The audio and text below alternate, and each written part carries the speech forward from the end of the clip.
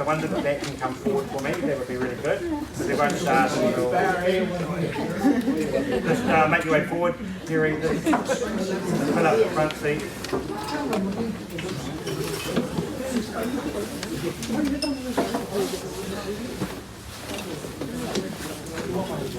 Unfortunately, the fire engine buzzer that we normally use is preoccupied today. So I'm really sorry, you're going to have to put up with what I use in the car wash when someone doesn't pay attention and is on their phone and we're waiting to get them into the car wash, April, which is like beep, beep, honk, honk. So when we say beep, beep, honk, honk, or beep, beep, honk, honk, that's like a 15 second, 20 second warning that your time's really out. Right? We will cut you off on your time if we have to. We will change the order that we ask these questions as well, so don't panic that you're going to get first up all the time. I'll just introduce Vicky, who's going to be my other moderator today, and I'm just turning over to Vicky now. Alrighty, ka mihi ki te iwi kāinga ki a Hornby tēnā koutou. This kind of means, in a quick breakdown, I greet local people, Hornby, greetings to all. And I've translated it because I grew up in Hornby and Dad always made sure that he translated if we had a room full of people that were not of the same language. So I've read the room, got no idea, but I'm just following what my father would have told me. And I always stand by his words of wisdom. Actually, so does Mark, because Dad used to hassle him when he walked past the house. I'd also like to make an acknowledgement, please, to those that have walked before us and have now passed. Those that diligently in the background were strong in the knowledge and that they knew that our community matters.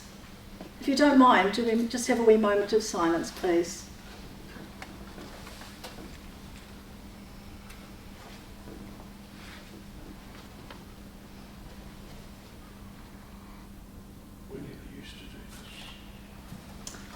And we'll now pass on to Mark.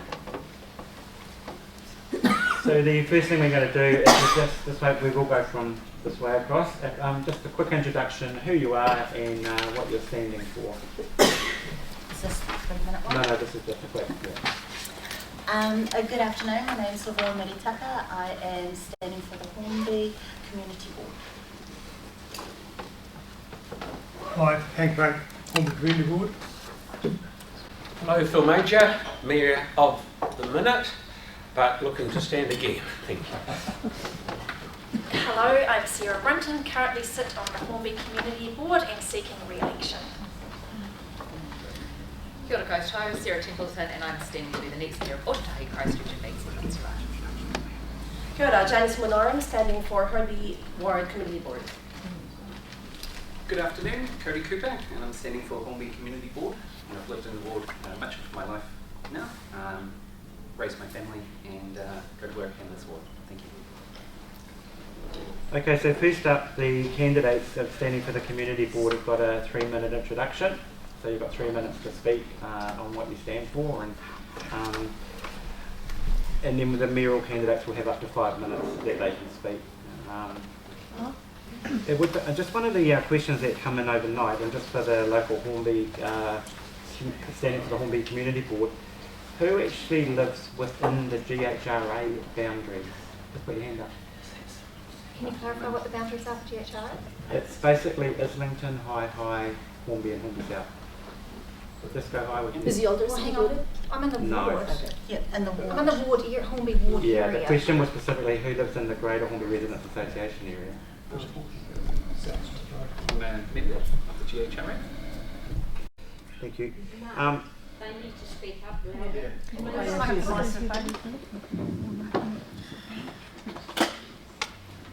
Feel free to use it or don't use it. Oh well, Just a pretend one. it's still got power. So we're going to start with Cody and just go this way along the table with the introductions. Really good. 3 minutes. All right. Kia ora, good afternoon. So I'm Cody Cooper. Like I said before, I live, work and raise my family here in Hornby. I love living here in this ward. I think Hornby's already a great place to live, but I think with the right leadership, it can be an even greater place. So that's why I'm standing for the community board.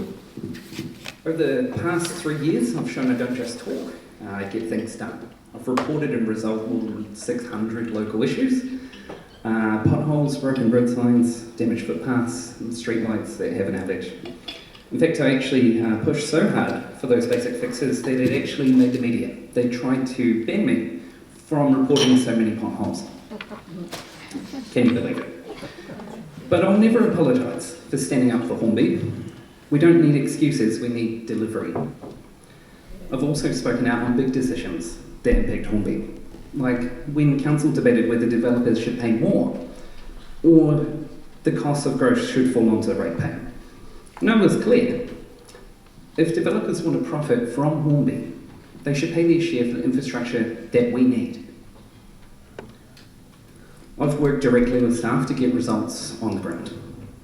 In my own neighbourhood, I met with council staff recently to talk about our parks. As a result, several of them are actually scheduled to be upgraded later this year. And that's what happens when you turn out.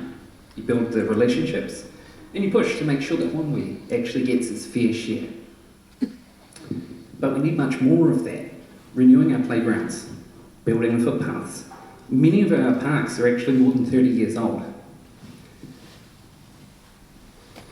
Some people have also told me I shouldn't talk about buses or intersections on the state highway because that's NZTA or ECAN's responsibility. And they're partially right, but here's the thing. Just because it's not our job doesn't mean that we should sit quietly and hope that someone else speaks up for us. In the past 2 weeks, I actually met with both agencies, and I'm delighted to confirm that NZTA is committed to me that in the next few months, they'll start working on the long-promised Hornby Transport Master Plan. And that's happening because we've kept the pressure on, and if I'd listened to those negative voices saying it can't be done, we'd still possibly be waiting. Advocacy works, but only if you have someone who's willing to turn up, speak up, and keep pushing. Honk, honk, beep, beep. Delivering those long overdue upgrades, like the AMS AOTS Springs intersection and the AMS Road renewal, upgrading our parks and playgrounds, and ensuring developers pay their fair share are my priority. And above all, fostering a culture of delivery. Time up, thank you, Katie. We'll just in move council. along. Thank you. Just move along the table. Thanks.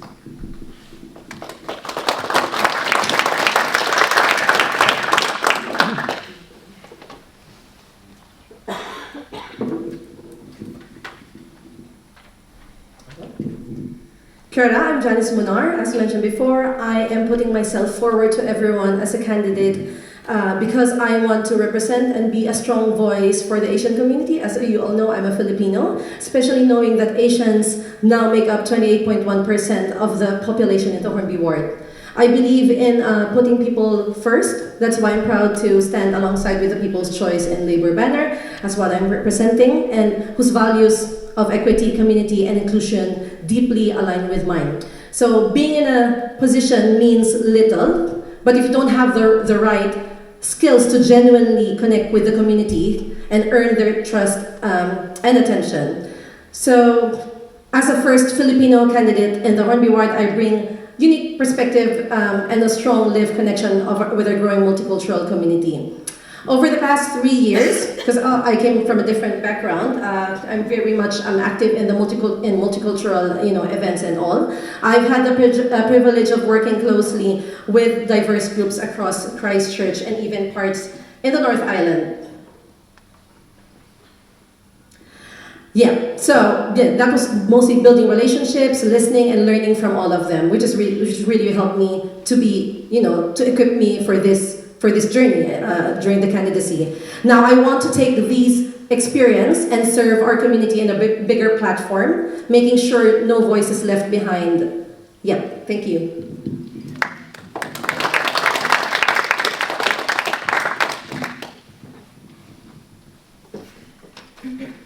Are we? Yeah, just keep coming along the table. Yeah, it is me. Yeah.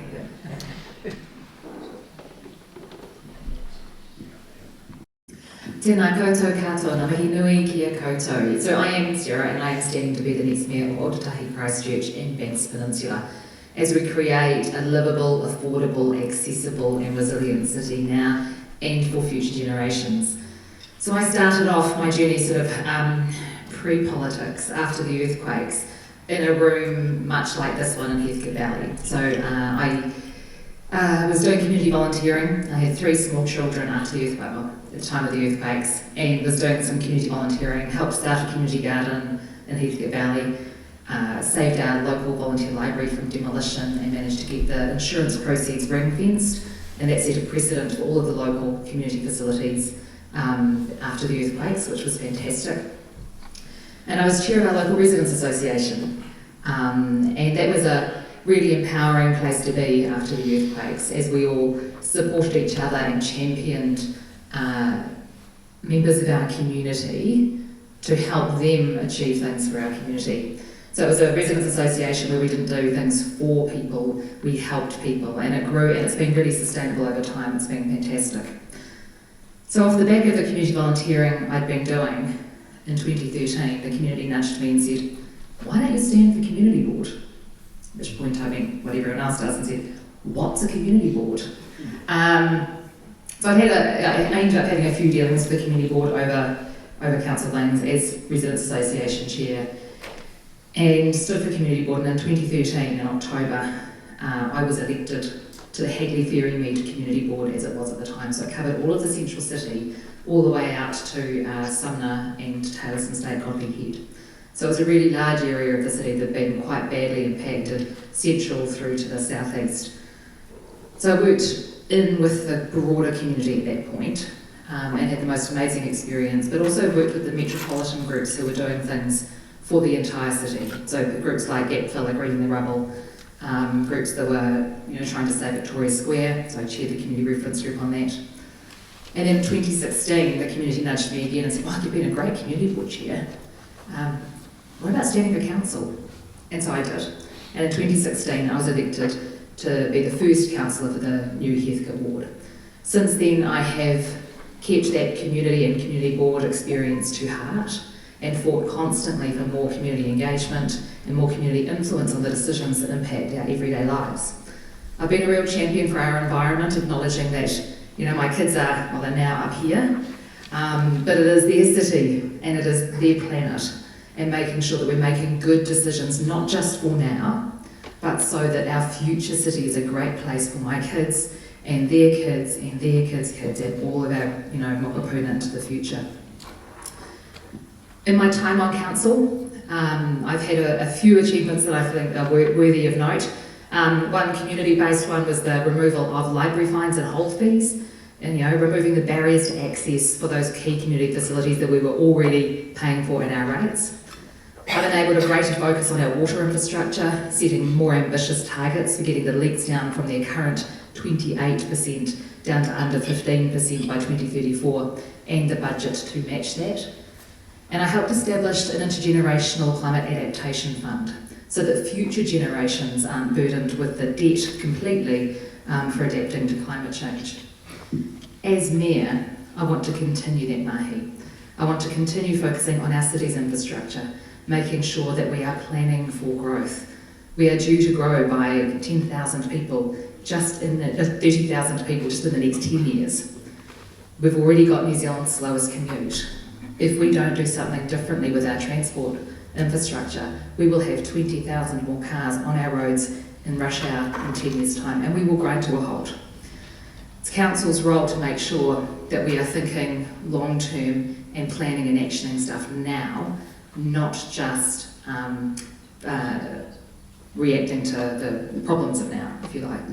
I'm also going to keep focusing on our communities, on our people, making sure that everyone has access to our city, that we support our amazing community groups with community funding, and that we enable more civic participation and influence on the decisions that impact everyone's everyday life. So I'd like to set up citizens panels of some sort, deliberative forums, so you have about 50 people representative of the whole city. Okay, and we're going to look after our future. We're going to act on climate change and have a healthy environment. Nō reira, tēnā koutou, tēnā koutou, tēnā rā tātou katoa.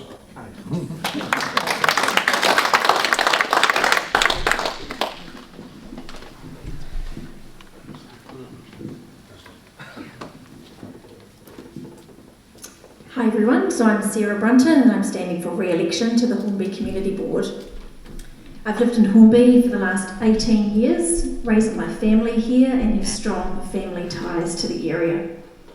Hornby is my home and I care deeply about ensuring it remains a great place to live.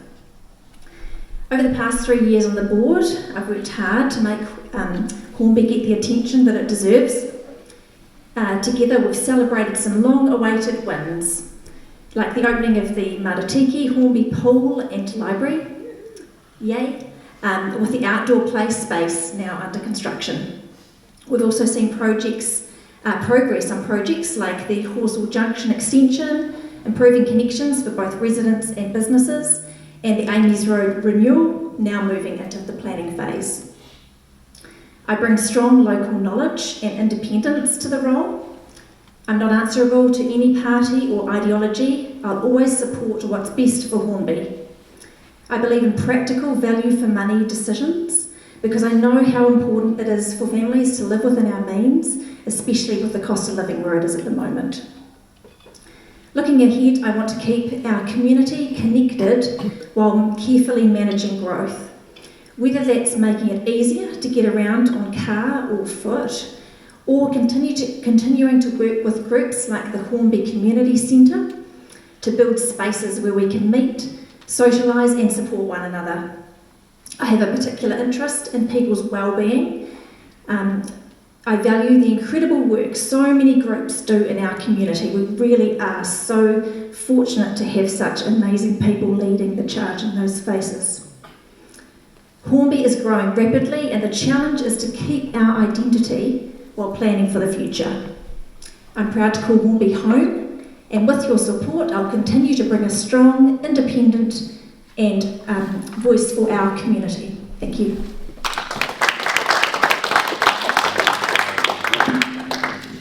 Did you say we had 3 minutes? No, at the end. You should have a summing up. Everyone, Yeah, right, yeah, yeah. Okay.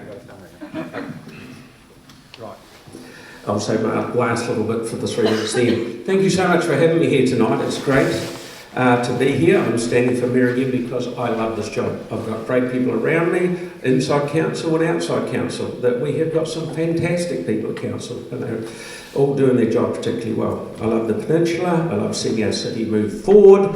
In the 6 years I've been council, 3 as mayor, we have all got a lot done. There's a great buzz around Christchurch and people are positive.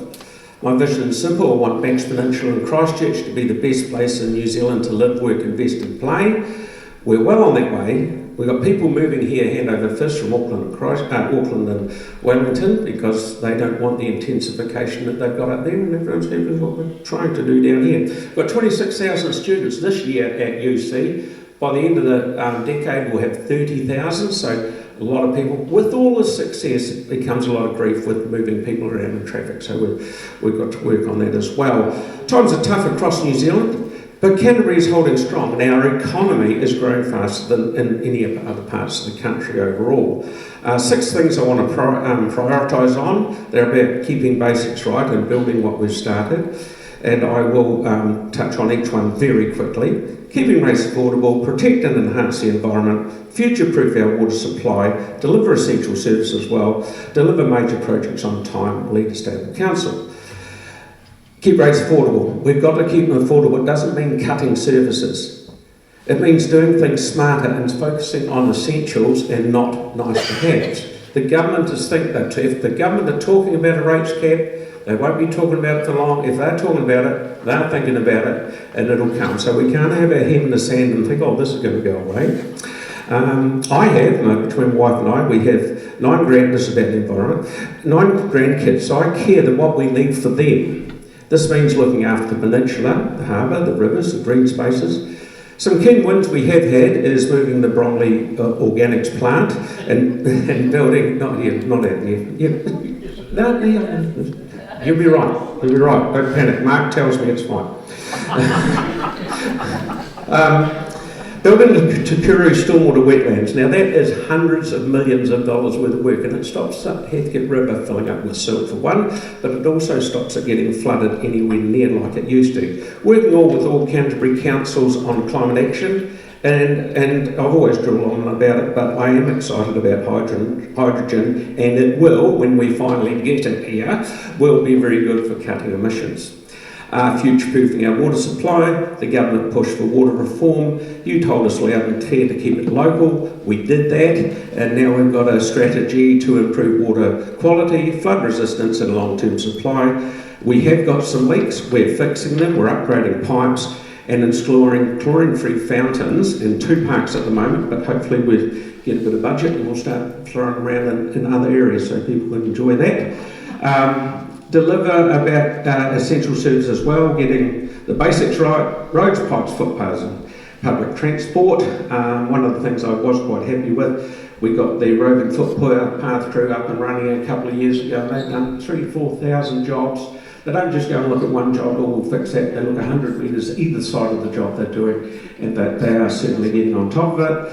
Opening projects on time. To Kaha opens next year. The wastewater treatment plant, we've invested in a modern new system over there called activated sludge, which will lower greenhouse gases at the plant only by 50%. Serious money into roads. With government backing, we're moving on Brown Street and Pages Road Bridge, and the Otago River Corridor. I don't think people realise it is going to be a massive potential for ecotourism and new businesses. It is twice the size, quite, of Hagley Park, and people come to see Hagley Park, they'll come to see this once it's all up and running. Lead a stable council. The latest residents survey shows that satisfaction with council as a whole is up to 53%. That's the first time it's been above 50 for years, but we're not done yet, there's always still work to do. And vision in the city, we've got a lot of sporting events coming. We've got Ed Sheeran coming, New Zealand Fashion Week. You would have heard has just been signed up for the next 3 years. That's at Show Week. A lot of my wife's particularly happy about that. We've got Super Round of Rugby. Yep, fine. Oh, this has been a long time. We've got Super Round of Rugby coming, and Paracuria will have the biggest indoor sports aquatics venue in New Zealand, and with the Special Olympics coming in December. And what I said, Supercars coming. So we're looking good, but there is still a few issues at hand. And what did you say was opening up the stadium? Paracuria? No, they're doing it for the new stadium. What's the opening act? The opening act is Super Round of Rugby. You're looking at as a person, for a band or something? Yeah, I was just trying to catch you out. No. and that's when I said, I've heard of some lady called Taylor someone. And it's not. Okay. We'll move on to Ed now. Do I have to use this? No, you don't have to, no. Put your hand over if you can't hear me.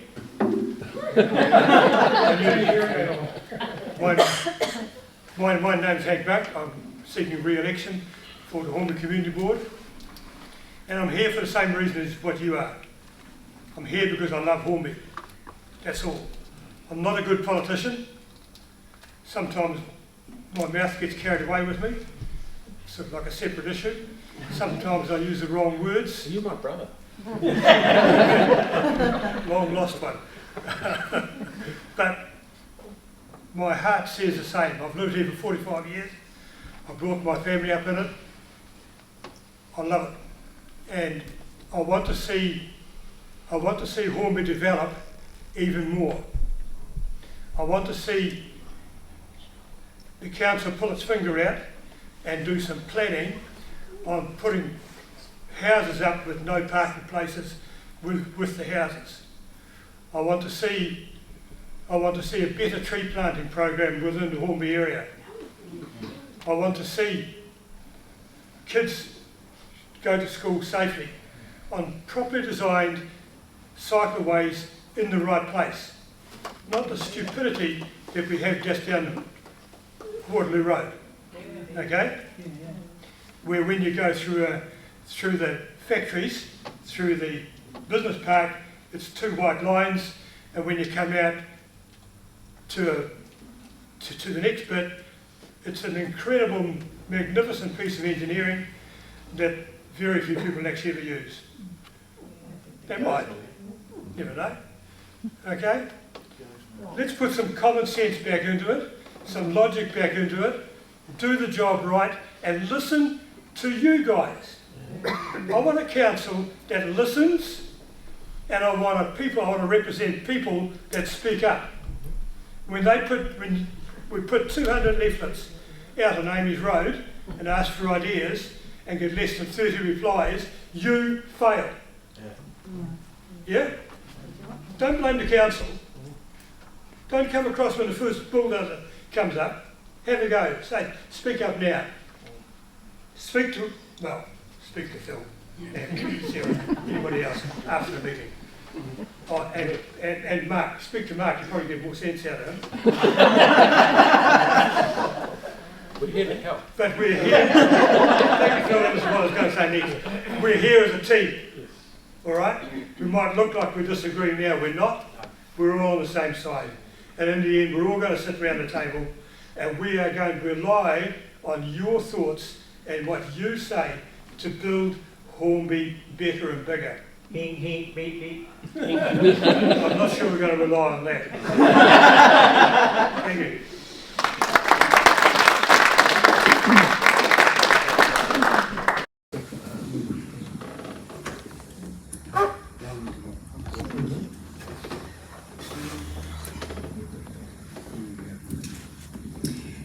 Tēnā koutou katoa, ko tānui te waka, ko hapua, ko he te maunga, ko mangawara te awa, ko tānui rao, ko te Ngāti Pāoa, ngā iwi, ko Ngāti Haua, rātou ko Ngāti Makarangi, ko Ngāti Wairere, ngā hapu, ko rā ngā unu waiti te marae, ko Lavon Meritaka, tōku ingoa. Kia ora, hello. My name is Lavon Meritaka. I was born and raised in the Waikato, and I whakapapa to Tainui e Ngāti Pāoa. I'm a mother of 3 and a nana of 7. Since moving to Christchurch in 2018, I have fallen in love with the Hornby community. When I left my job at the end of 2022, I decided to get involved in volunteering and continue my education. As I thoroughly enjoyed what I was doing, I became more involved in other community initiatives to support the people of the Hornby ward. More and more people saw my passion about advocating for residents' needs and suggested I should stand for the community board. As more people in the community know of the various groups I am involved with, for those that do not, I am a kaimahi and team lead for Te Koro Wairo Grannies, a committee member for the Greater Hornby Residents Association, and a patroller for the Hornby Community Patrol. And I also help out other community organisations when they put the call out. My professional experience in compliance, my qualification in the RMA Making Good Decisions program, and my natural curiosity means that I'm motivated to research and examine topics thoroughly and what this community can benefit mostly from, especially from a safety perspective. I enjoy doing the behind-the-scenes work, and as I am not in full employment, I have the time and energy to be engaged fully with this community. I am embedded in this community through my efforts as a volunteer and committee member, and finally relocating back into the community. I believe in building connections, listening to diverse voices, allowing for collaboration and empowering the people of Hornby to participate in addressing local needs, promoting community well-being to improve their lives. My actions demonstrate a commitment to the people of Hornby, to hear their concerns, to take them to the community board, to find workable solutions and celebrate the wins. Nō reira, tēnā koutou, tēnā tātou katoa.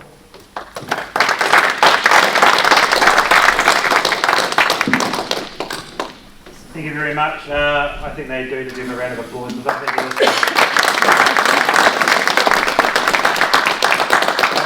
I honestly think you've got a very hard decision to make on your community board.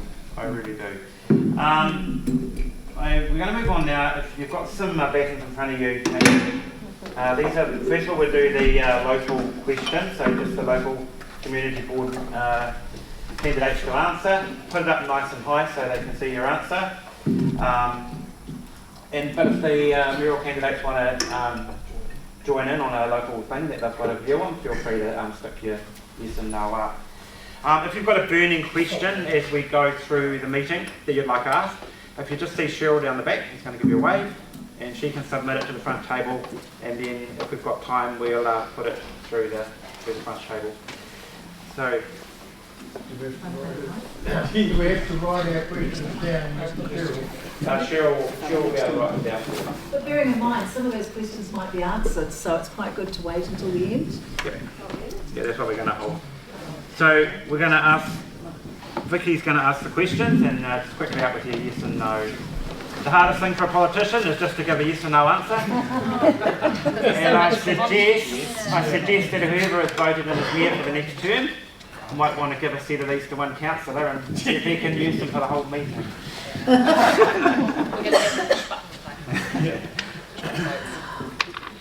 Alrighty, so we're going to ask a series of questions that are key issues affecting Hornby and the wider community. And so, as Marc has said, after each question, if you could please ask, put your thing up in a yes or no. We've actually got a checklist here as well, so if it ends up being published or people have questions, then we can come back in another 3 years and say you answered it differently last time. No, actually, it's not to do that. So, first of all, our first lot of questions are, and that is a yes and no. I feel like singing. I like this, eh? Alrighty, many people have raised safety and accessibility concerns for cyclists. Do you agree that cycle lanes should be included in the Amy's Road Street Renewal Project? Can you elaborate on cycle lanes? Do you mean Cycle the lane. painted or Painted cycle lane. painted cycle lane? Because that's what's proposed. Just painted on the road. Painted cycle lane. Is there an option? Is there a different option? Just a yes or a no? So the community board gave a steer to have a cycle lane. So that's a yes from everybody, so that's easy to write on that chart, wasn't it? Alrighty, the next question we've got is, some argue that the community board, which best understands our local needs, should have more say.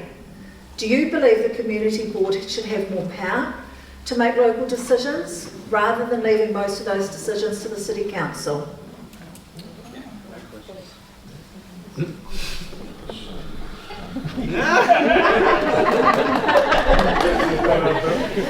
Remember, we'll be holding on to this. Good on you. Good idea. Yeah. Okay, looking back over the past term, opinions differ on whether the community board has delivered. In your view, have the community board's 3 priorities for Hornby actually been met and made a real difference? Yeah, that's a good question, Marc. The 3 were to have a Greater Hornby plan, master plan, to put funding, to help the Hornby Community Centre, and to increase the tree canopy in Hornby. No. I don't know enough. Yeah, no, that's fine. You don't have to answer me yet. But we just need the community comments.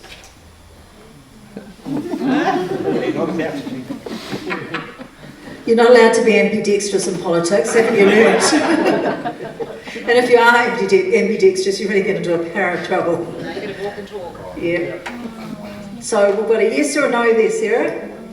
I'm going to fine you if you don't answer. Thank you. Did you bring lollies? Because I'll fine people. Oh, awesome. Thank you.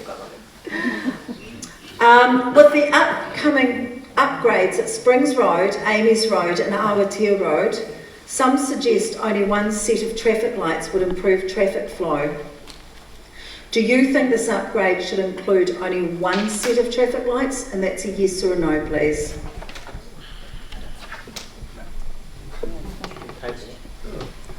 That's a pretty much no. Wow. Okie dokie. Now, just a quick question, just because I'm being a cheeky bum. Do you know actually where? Hands up those who know where Springs Road is. Hands up those that know where Amy's Road is. Hands up who went to school on Amy's Road. Come on, Tracy. Did you not turn up at school?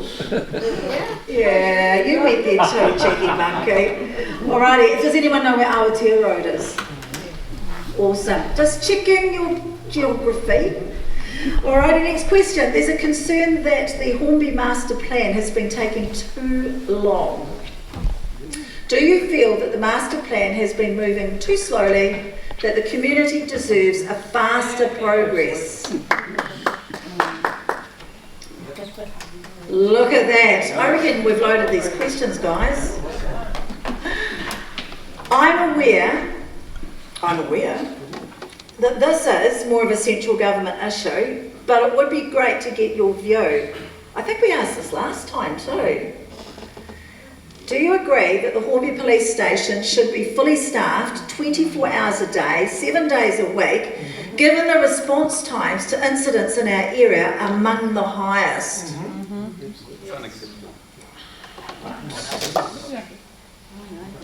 Thanks, guys. So now we're going to move on to the mayoral questions. Would you like to do this? Would you like me to do this? Ooh, this is exciting. Mayoral questions. Some people believe that the CCHL should have a more flexible operating environment so that as ratepayers we get the maximum return of our assets. Do you agree? A yes or a no? Some people believe that the CCHL should be a more flexible operating environment. What's the GHL? CCHL is the Christchurch City Holdings. City Holdings. So, sorry, and those acronyming things are quite awkward. Christchurch City Holdings.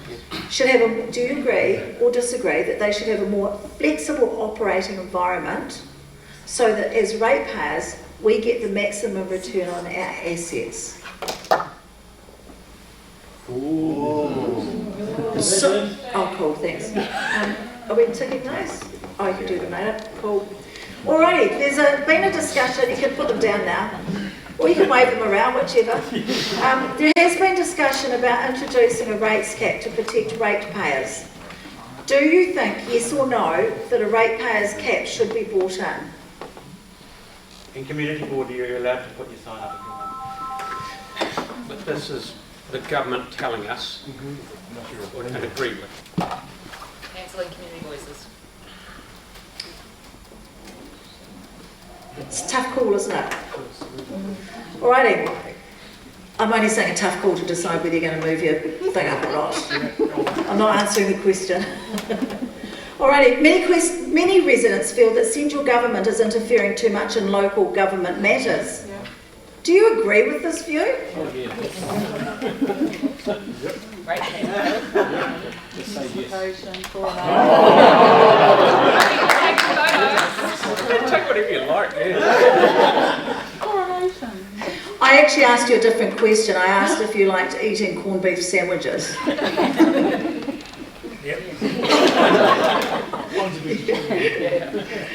I'm lost now. No, I'm still thinking of the corned beef sandwiches. Yeah. Here's a very good question, and whilst it was in history, but we're going to do it for today.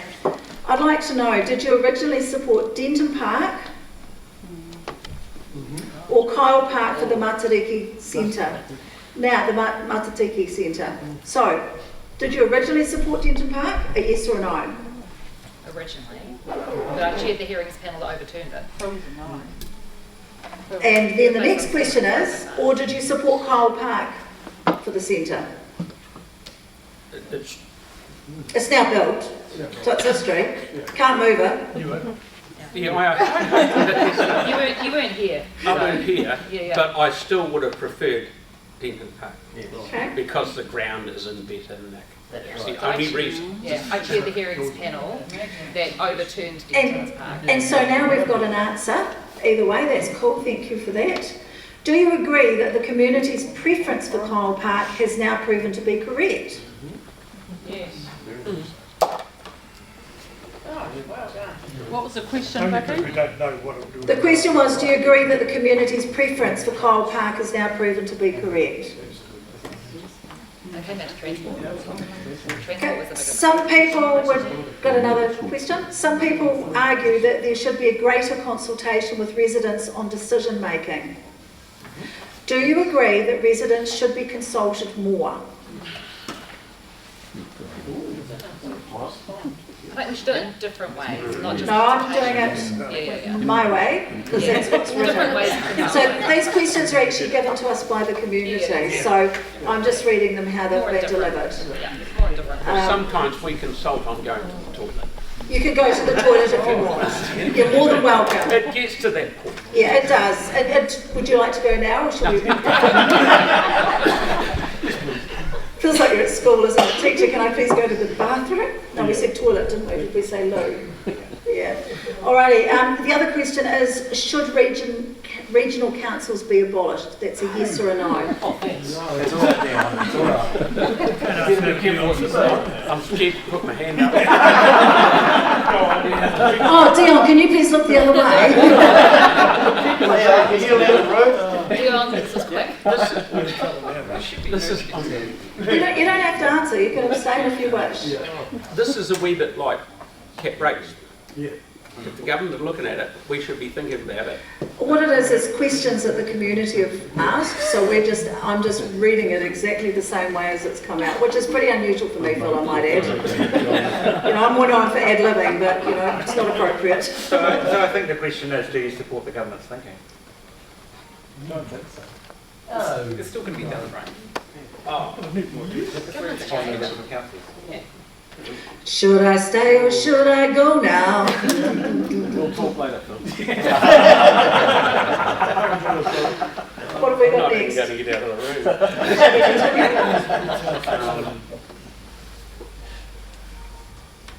I just had there's a question come in, and it's not really sort of a mayoral debate, but it's from someone who's disabled and concerned about the parking around the new rugby stadium. Disabled on and off buses, taxis. I do say that's all in hand. It is. Yeah. And more accessible seating and all of that kind of stuff that we've incorporated into it. Yeah. And now we're just going to move on to the mayoral questions. There's quite a good one here that's just been submitted. Some candidates say they want to make Christchurch a livable city. Isn't Christchurch already a livable city since people are already moving here? All live here. All live here? Yeah. So the two mayoral candidates have got roughly around a minute to answer these questions. I've got lots of questions here. Kia ora, yes, we need to make sure it's a livable city. It's currently not a livable city for all.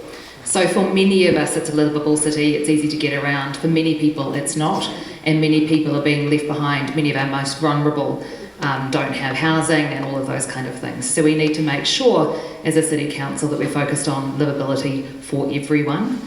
The other thing is that it's not just livability now, it's livability into the future. And we are growing quickly, and we need to make sure that our infrastructure, transport, community facilities and all of those key things keep up with that. Otherwise we won't be a livable city into the future. I go and, luckily enough, I go and open a lot of conferences at the Te Pai. And I do say sometimes, when the earthquake came along, Jerry Brownlee had said, we're going to have all this, we're going to have health there, precinct there, hospitality there. I went, that's not going to work.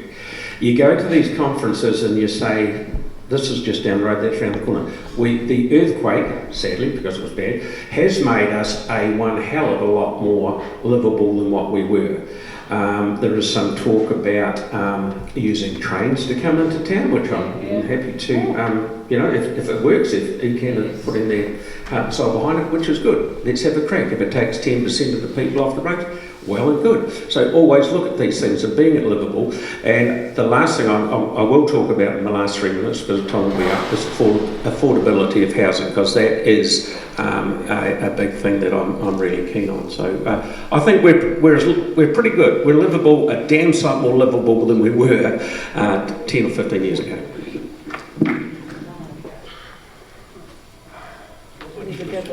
Next question, huh? Really loud. Have you seen this? It's in the seat pocket in front of you, please. Read it. Oh, wrong place. I'm in the wrong job, aren't I?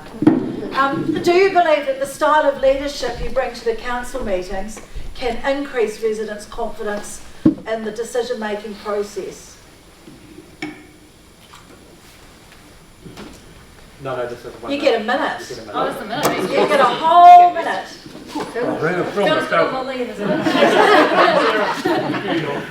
Bad manners stay with your mouth full, eh? Good excuse though, huh? Time to think. Yeah, I mean, I have chaired multiple hearings, panels and committees, including a committee of the whole last term. And my style has always been a collaborative one where I work with colleagues around the table on the agenda setting, making sure that the information is there and that people have the ability to input into the agenda when they're councillors. My style is one where I'm happy to delegate and actually have more committees around the table. So this term we haven't had broader committees that councils usually have. So we don't have a community committee, for example, or a transport committee who can really deep dive and make sure that we are being more proactive in the transport space rather than reacting to the reports that come to us from staff all the time. So I'd be looking at setting up committees, delegating responsibility to colleagues and trusting them and the group of councillors that they're with to do deep dives into the organisation, to make sure that we're really proactive and to make sure that we are working together in the best interests of the city. I'd like to think that my style of leading has made it easier and people feel happier to come in and have a yarn to us at council. When I was first on council, I sat right down the end by the people where they'd come and talk. I kid you not, some people there, they were actually shaking because it's like coming into a courtroom. You've got to make life, you've got to make it easier and more, just nicer and feel better for people to come into. We did, as Sarah said in the past, we used to have lots of committees. I brought in a different thing because I wanted to have the council do the whole thing together. If we had a committee, say, and it doesn't really matter who it is, and we had 5 people on it who really wanted something, maybe 4 of the 5, maybe 3 of the 5, really wanted something, those committees' responses came in the past, came back to council, and the council as a whole more or less said, well, this committee's done its job, which is good, and this is what they recommend. And in general, always the whole council would agree with that committee. I thought it's better for all of the councillors to get a handle on what it is, and I must say that in the last 2 years the quality of the reports that we're getting from staff are a lot better. So I think it's easier at council. We're actually having less meetings and getting more done, so I enjoy it. So it's and you've got to have a little bit of humour.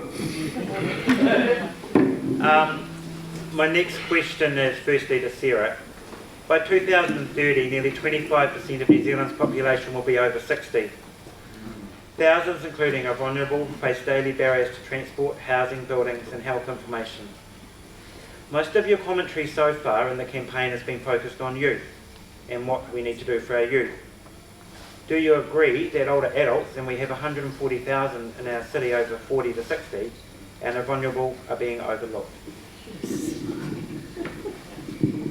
Okay, I'll disagree with part of the question. My campaign is definitely not just being focused on youth, and I was out at the Kevin Hickman Retirement Village just the other day and have visited many Rotary, U3A and other groups across the last year because the key thing is that we do have an ageing population, and it's 1 in 4 by 2030 will be over 65, not just over 60.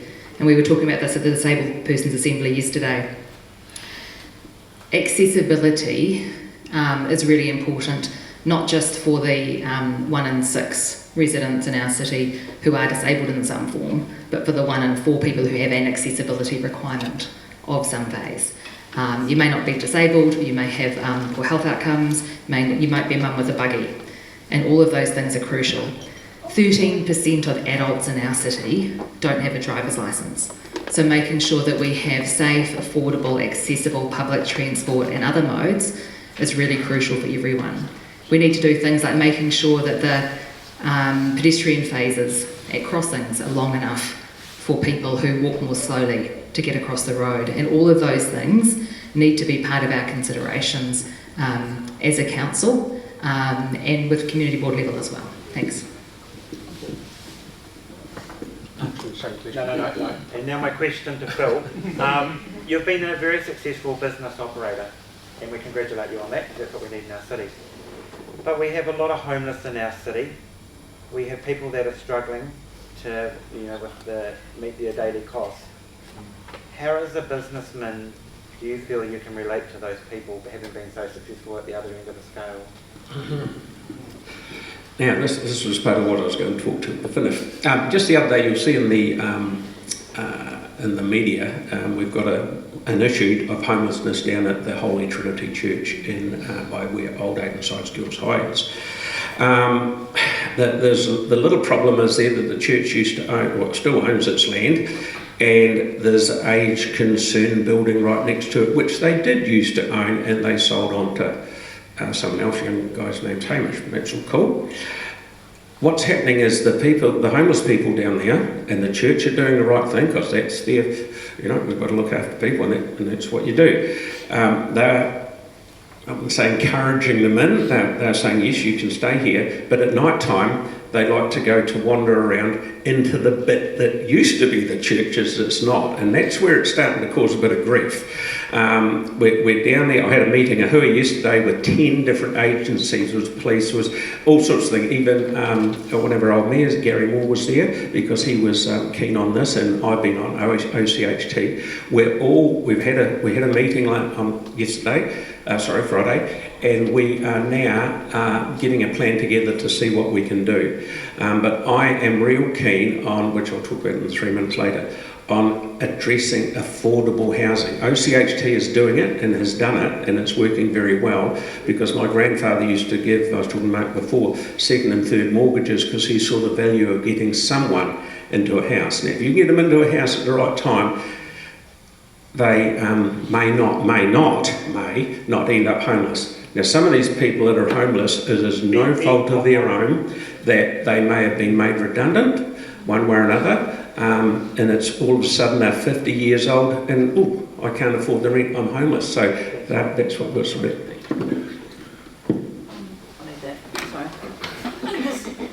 That's quite long. Shall I sing? Okay, it's not about me. This is going to be a little bit long-winded here, guys, but there's a reason for it. And it's going to be with regards to the organics processing plant. Now, bearing in mind, I may not be 100% accurate with what I'm coming out with, but I'm going to do a disclaimer, because I think you guys will get where I'm getting at eventually, in about a week. No, straight away. A Bromley resident who has fought for nearly 16 years against the problems that were caused by the plant has had zero traction, and unfortunately this has had an adverse effect on his health and well-being. Now, I can say that he's probably going to kill me, but at the moment he's in hospital. Not a way for someone in his late 70s to live. He said that he felt that all that happened was you moved the problem. So, just to give you a chance to elaborate, did you support the organics processing plant in Bromley? And did you support the moving plant to Hornby? Because here is the question. If similar challenges arrive in Hornby, will you fight for the residents? Or will you just allow these issues to be ignored?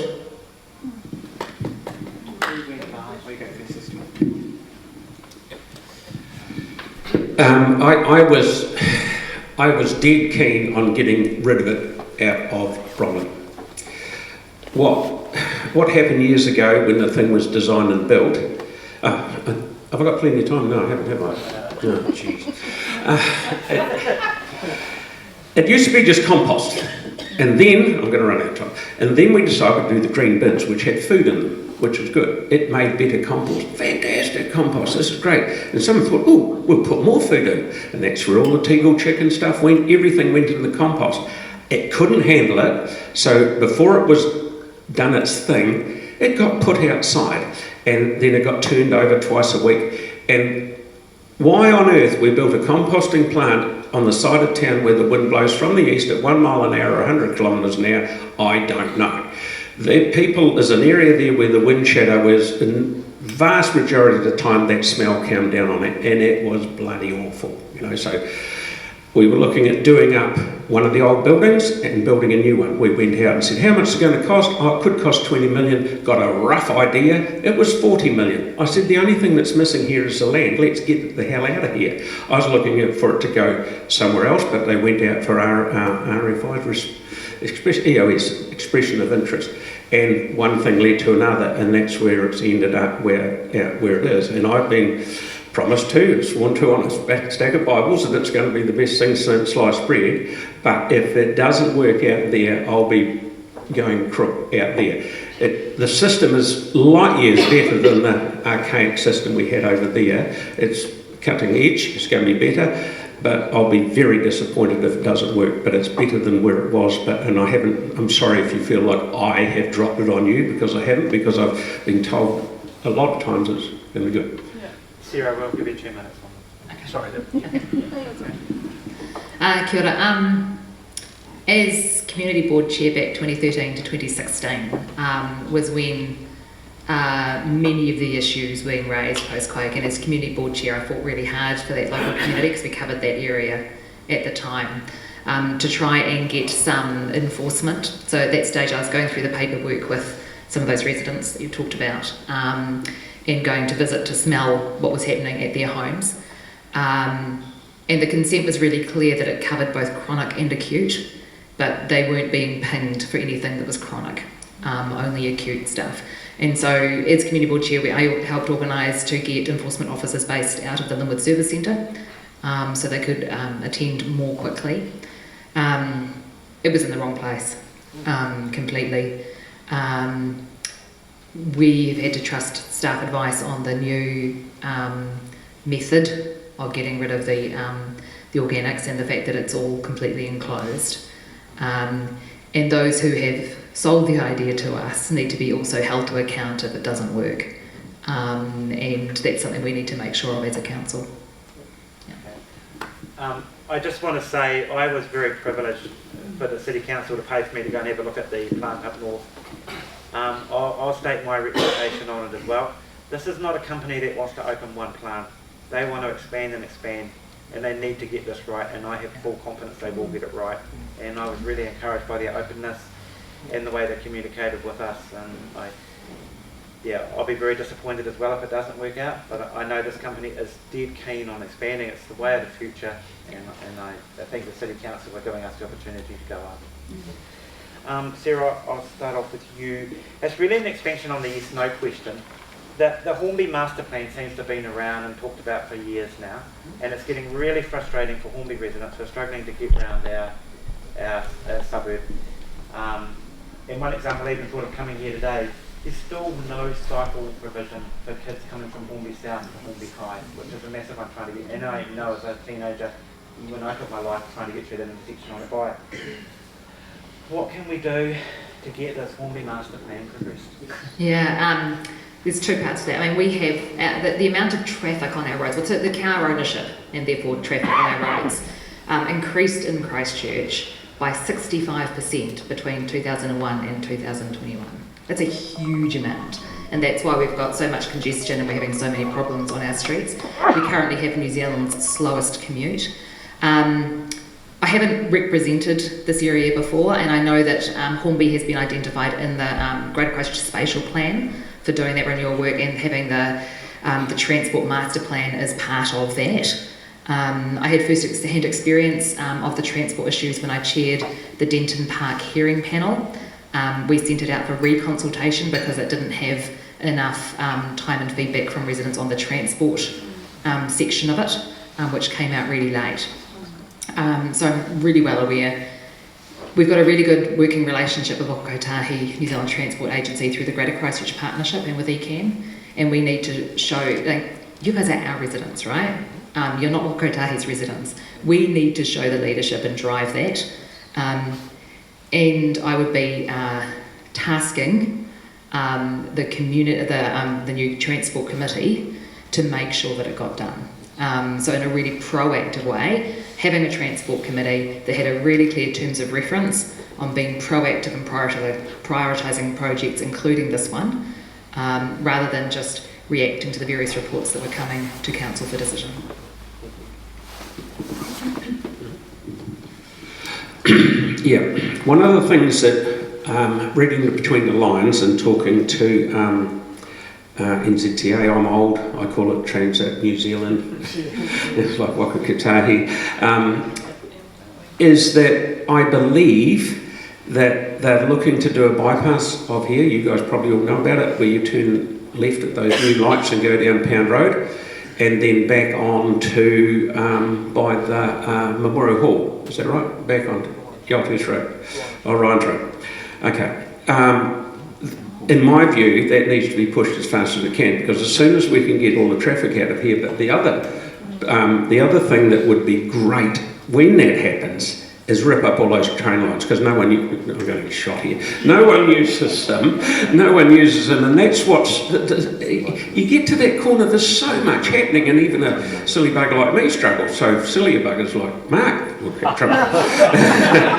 But there's so much going on, and if we tidy it up, and then you can get your footpath alongside Mitre 10 or whatever it is back, that's something that I think should be progressed as fast as possible. So that would just take so much pressure off this area.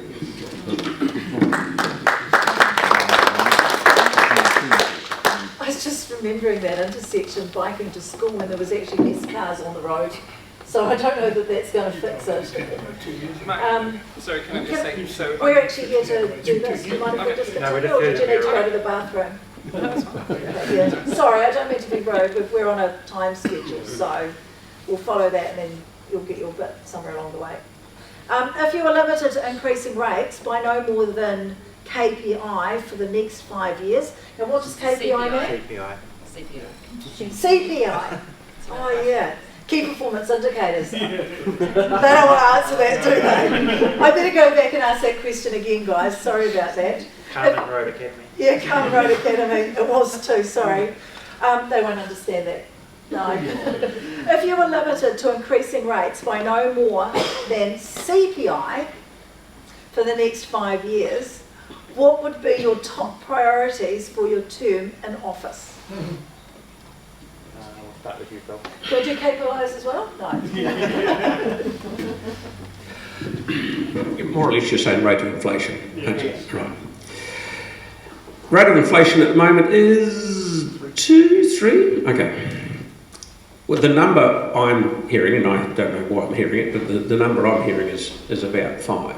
I believe if you went right down to the rate of inflation, and someone will say, oh, Phil, you came in a long time ago and said that you might like 0 rates or 3%.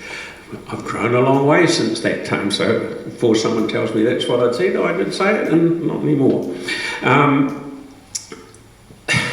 The problem is, with cap rates, the government is saying we'll cap them to CPI or there or thereabouts and whatever.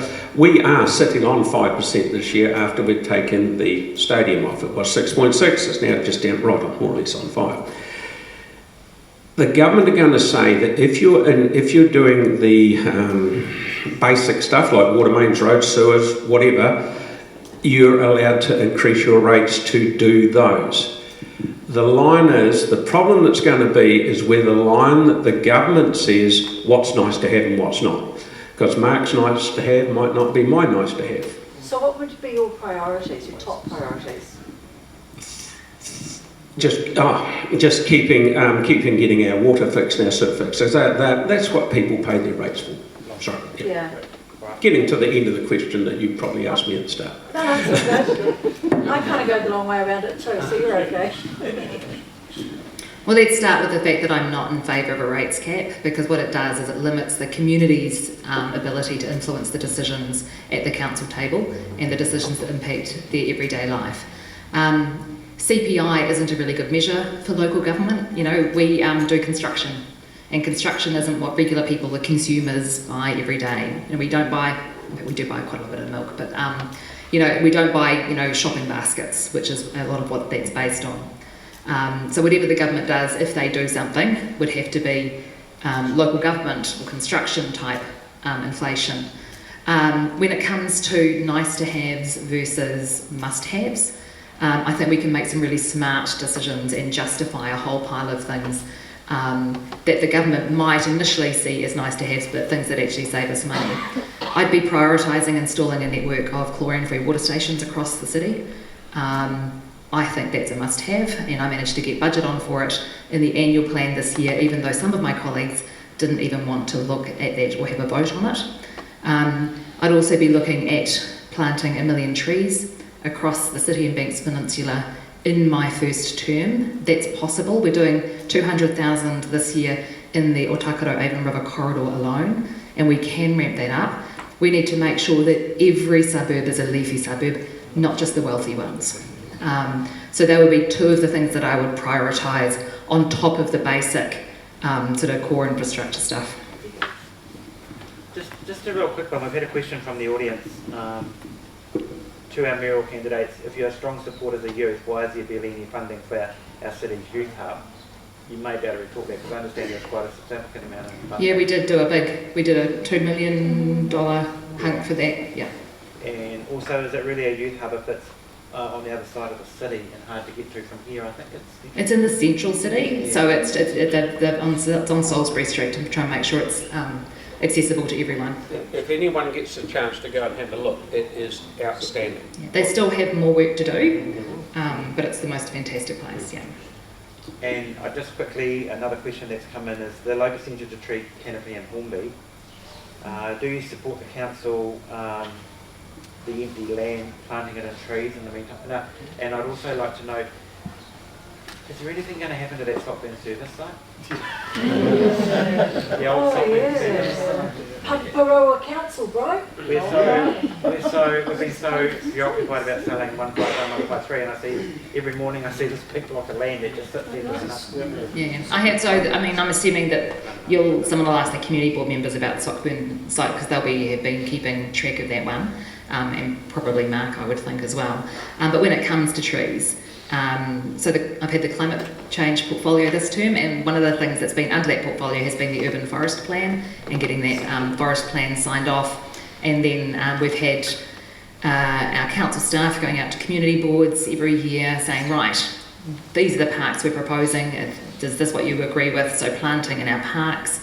We've also got a plan to plant more in our streets, because we know that with climate change and hotter summers coming, that having the shade is really important for people. It's really good for amenity, it's good for well-being, but it also helps protect our road surfaces and makes them last longer with less heat, which is really good. So making sure that we get our tree canopy up really quickly is important, and that means planting now, not kicking the can down the road. What we've got, take my street for example, we had a beautiful tree that was probably at least that far through, sitting on the berm. It was good. Sadly it died at the top and it got whacked out, got taken out. That's right, all milled down. I said, right, we'll put a couple more trees in. Oh, we can't put them in here because it's underground power cables. Underground power cables, see, the tree that was there had underground power cables right underneath it. I know that's a policy, we're not allowed to do it anymore. Now, I look at it that if that tree didn't cause grief all the time it was here, as long as you're using trees that aren't causing grief to underground service, or you see where the plan is and try and get round them, sometimes there isn't the room. The other good thing we're doing is, as Sarah knows, and it's good, is when we whack down one, we have to plant 2 or 3 or whatever more, which is good. But what I wanted to do in my street was, right, let's do some more, but the policy says you can't. I was going to go and get a sucker truck and suck it down and put the tree in, but you just don't do that anymore. But we do need to get all trees around, and the best time to plant a tree is yesterday, and I'm very proud to be involved with what's going to go ahead on the Avon River corridor, because that's our new Hagley Park and plant. So I'm going to elaborate on that one, because you've got to have trees to be able to whack the trees down first, and Hornby doesn't have trees, and it's really cool to find out about all these different places that are going to get trees, but Hornby still does not have trees. Hornby High used to be a forest. Hornby, those trees were bloody awful, and I remember even picking up the stones from the field. So how did that, Vicky? So I'm going to finish my question first before you actually start. Correct, that's my job. So, as Mayor, would you ensure that Hornby gets its free share in the next term? And also, because you're also part of the urban beautification, because at the end of the day, we're supposed to be the gateway into the city, and yet Hornby is probably one of the most neglected areas. To be fair, Linwood has far more trees than Hornby. Have a look, walk down the street and have a look. Summaries do. Yeah. Okay, so we need to know, will it happen this term, or are we going to have to wait another 40 years like we did for the swimming pool, I guess? Yeah, I mean, the current proposals are spread out across the city, but what we need to be doing is focusing on those areas with the least trees first, and actually prioritising, and maybe we're planning on doubling up to about 60 parks a year, and we need to be concentrating on those with the lowest. So you've got 6.5% tree canopy coverage in Hornby. That needs to be, I mean, the citywide average is about 13.5. You guys need to be coming up, and we need to be planting them. It takes 10 years or so before you actually get up to the high enough that you're actually being counted for tree canopy cover, so the numbers don't increase for canopy cover percentage as quickly as the numbers of trees do. But that's why we need to be getting onto it now and getting Hornby and other ones with low tree canopy coverage off the ground. Yeah, I'll just quickly, yeah, I totally agree with everything that's said. The places that are deficient of trees, if there's the land somewhere to do it, we should do it. Now, I don't necessarily think that the Pepperroad Council Yard was a gravel pit, and I know it's gravel down there. There's better places to plant trees than that. And make it better. I don't know. you know Hornby better than me. Yes, there's a lot of gravel. It was a gravel pit. Pepperroad County Council. I don't believe it was ever dug. Was it dug? You. Oh, I know. Right, you've been on to me. Across the road was definitely a pit. Yeah, both were. Both were. All right. Can I just make a wee comment on that? It's the council carrying community confidence with the planting. Yes. Because we've had a recent episode in Hornby where the trees were actually planted inside the cricket boundary for the upcoming season. That wouldn't have been signed off that way. I believe it was. Yeah. Wow. It was just overseen, it was inside the boundaries. Did they get lost? Did they go somewhere out the wrong place? So the whole lot of trees had to be taken out and replanted. Got replanted. Just to give you guys a break, I've just got one last question. Come the end of your term and you've got the councillors working with you, what is the one climate change policy or environmental policy that you would like to see that is all true in your 3 years? I'll start with Phil. 10 more trees planted than...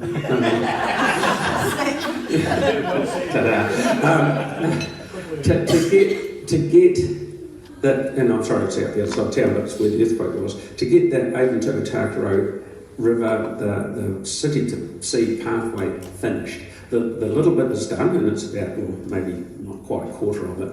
It's getting used all the time. It's fantastic. It's off the main drag. It's in round where people can, it's wide, there's people riding on their bicycles. Finish that and get it done. And the main thing then is to get the other bits handed off to different agencies so that they can do what they want to do in the region. Planting trees is wonderful, and it's wonderful for our environment, wonderful for biodiversity, but it's not the key thing for climate change. It will help us, but what we need to be doing is actually, as a city, reducing our emissions. And we know that over 50% of our emissions come from transport. We don't currently have a really good transport system that enables everyone to get around easily, safely and efficiently in a way that is more sustainable. And I'd want to see really good progress within the next 3 years, actually within the next 9 years of my mayoralty, to making sure that we've got that transport system all set up and go. We need the MRT on its way, we need our cycleway network completed and the connections to the places that people want to go, and we need really good bus public transport, because actually that's the backbone of our transport system, and it's the thing that will keep our streets less congested so that those who do need to drive can get around, and it's the thing that will lower our emissions the most. So just a quick yes no from you both. Should bus services, the whole bus thing, be walked back within City Council?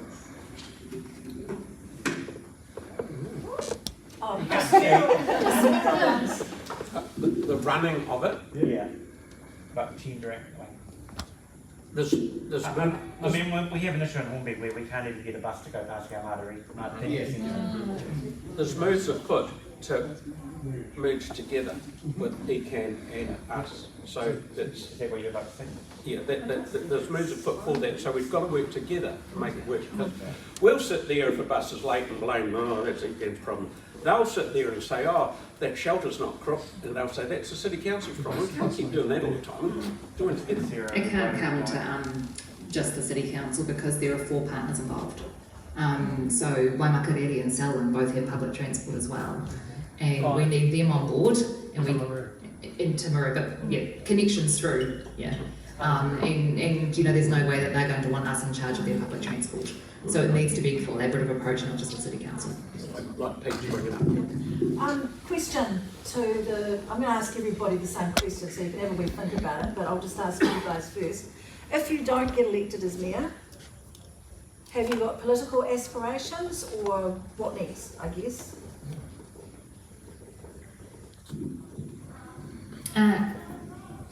If I'm not elected, I will find another way to serve. And I don't know what that will be yet. I don't have a backup plan. And I am planning on being elected and serving here for 9 years. If I don't get elected, I'll probably get kicked out of home because I'll be underneath the wife's feet. She'll get a prostate, bugger off and find something to do. You don't want a board one of me, okay? So, as I say, I love this job. I'll try and say as I can to make sure I get in for another 3 years. I don't think I would want to be, and no one would want me to be here for 9 years because I'll be older and dotterier than I am now. But I absolutely love it. I still think I've got something to offer. And the answer to your question is, well, I'll be mayor, so I won't have to worry about what I do afterwards. But there's always something to do. Go and play with the grandkids and do stuff like that. And so there's always something to do. Busy people are busy. A round of applause for our Mayoral Candidates.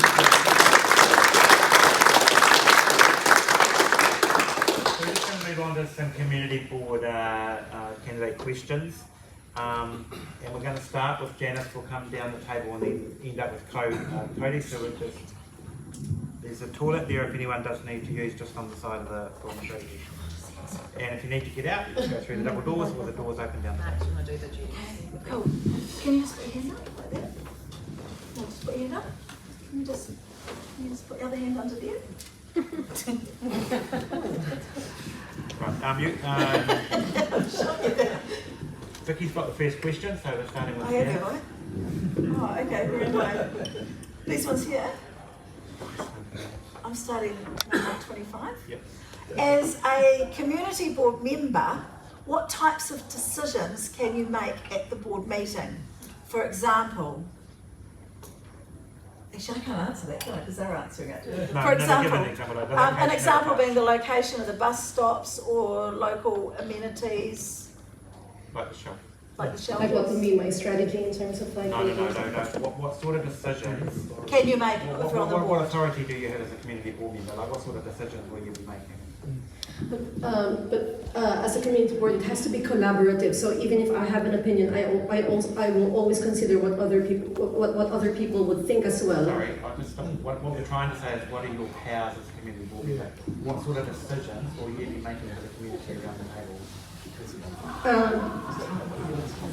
What are your responsibilities? Just obviously to think about the welfare of everyone in the community. So as long as it concerns the entire Hornby ward, I think that's our power. But if it goes up in a level, for example, rates or anything, I know that it should be like a council-led decision. So it's just a matter of like weighing every single concern that's going to be raised during our meeting, and then that would be the basis in terms of knowing which one should be a community board level decision. Yeah. It's sort of like what sort of things will you see on the agenda that you can I guess it's an advantage if you're on the board, isn't it? Because you already know. If you're not on the board, it's like, what can I do? Yeah, and I'll just add, in fairness, prior to my last 3 years, I didn't really have an understanding about what the community board did either. So we do have an advantage for those of us that have attended and or sat on the board. So what I can tell you is that So the reasoning behind this question is where the people running the community board have done their research and understand what they're actually applying for and what they will be doing. Yeah, fair question. So I will give away the answers. So in terms of, for example, tree planting plans, we have delegation over events that we support, community events like the Hornby, hello Hornby, thank you very much. We have a fund called the Strengthening Communities Fund, and that's where the support goes to all of our local organisations, our clubs, our groups that are supporting migrants or youth, that part. We also do, oh gosh, there's so much. I think you probably passed. Okay. I think you've passed. There's a lot that we do. Yeah, you've passed the multi-choice. Local-based neighbourhood Thank you. decisions. That was a hard question, really, wasn't it? It's a dumb question. No, you should never say that publicly.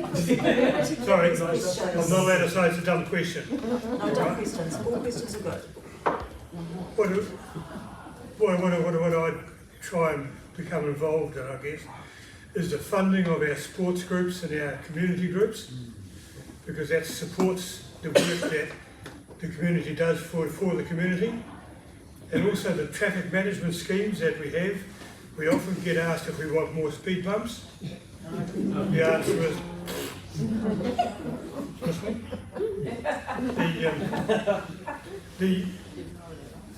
the placement of things like stoplights, traffic flow in general, planting of trees. I'd like to have a go to expand on that at some stage, but I think these guys have got a fair hit. Mainly it's to support the local community at a local level. So we're just to break down what the council does in a great big scheme, we do in a little scheme. That's what I said. Yep. That's tough, eh? Yeah, it is tough. We haven't done it before. It's all good. I do know that it's about supporting the communities as being part of Te Koro Wairāwanis and going for grants. We do make applications through to the community board, and also with the supporting of Hello Hornby, strengthening communities, and also being there in regards to, like as Hank and everybody has said about the planting trees in the different parks. Yeah, She sounds like she'd already been here. No. Thank you. I haven't asked it. I asked it, I didn't write it. Okay, look, so it's a fairly straightforward question, I think. So community boards actually have no authority to make any decisions apart from those delegations, as they're called, listed and registered, delegated to them by the chief executive down from council. So basic things every day that happen at most community board meetings I've turned up to most of them. Things like street names, park renewals, tree planting plans. As Hank said, yep, we get speed humps and so on. There's about 70 pieces of legislation, and I can't realistically cover them all here, but in various ways, they're delegated down to the community board. And I have challenged some of those as well, where we've seen staff have taken away a turning arrow, for example. We'll see if that's within their authority or not. I believe it's community board. Thank you. And we'll just move the microphone down to Sarah. Yeah.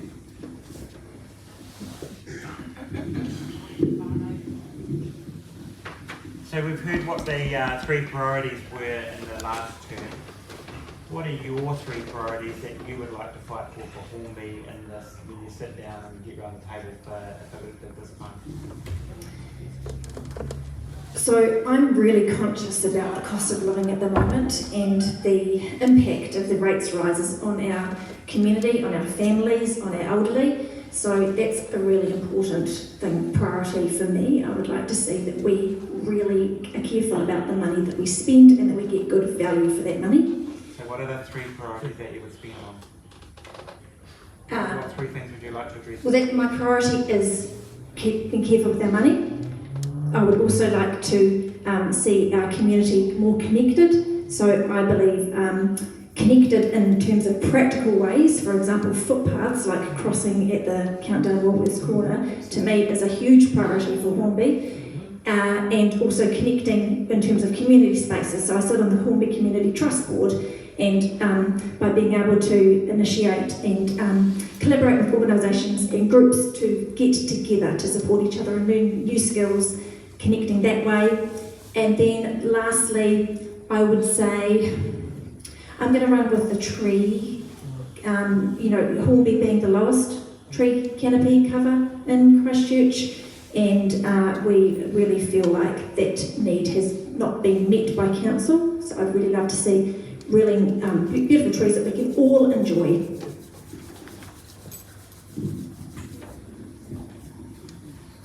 Dumb question. That's all right, mate. I think for me the priorities lie, first of all, in people. One, we have to keep people moving around Hornby, and that's not just cars, it's not just cycles, not just pedestrians, but it's everybody combined. We all share the same road at times. Let's put some common sense into that, and let's make it work. The other thing that I'd be keen, but I've already been promised I can talk about trees in a minute, so I will talk about trees in a minute. It's one of your 3 priorities. Yeah. First, trees will be one of my first priorities, without a doubt. The canopy does need fixing. And the other thing I'd like to do, or I'd like to have a hand in, is to see if we can get some form of coordination amongst all the people that do incredibly good work in Hornby. The only time we get together, a lot of us get together, is once a month over lunch. And I think, and good as that is, and it's well attended, I'd like to see a way in which we can coordinate so that we don't have one type of thing in one place, another type of thing in another place, but it's so that it's spread out. Everybody gets a fair hit. Right now, sometimes I think there are big gaps in the wrong places. We have areas of social housing that really need looking at very carefully, and we need to put some of our priorities into those areas. And we have an amazing amount of really good people. We need to find ways to support them better. All right? That's me. Now this question is going to be disregarding. Hang on. Oh, sorry, what a... You fine. It's fine. No, you can't pop, no, you can't sneak in that one. Flick. For me, a high priority is about safety, overall safety within the community. Now that goes through infrastructure, the roading with motorists, and intersections of controlled, also non-controlled intersections. The footpaths, of course, for pedestrians, so if there's something cracked, oopsie, falls over. And also those that have issues with mobility. The police. We need the police to stay in our community. That is a big thing for me. So one overall priority for me is safety, but it stems through like everything else with the homeless, homes, just everything. Thank you.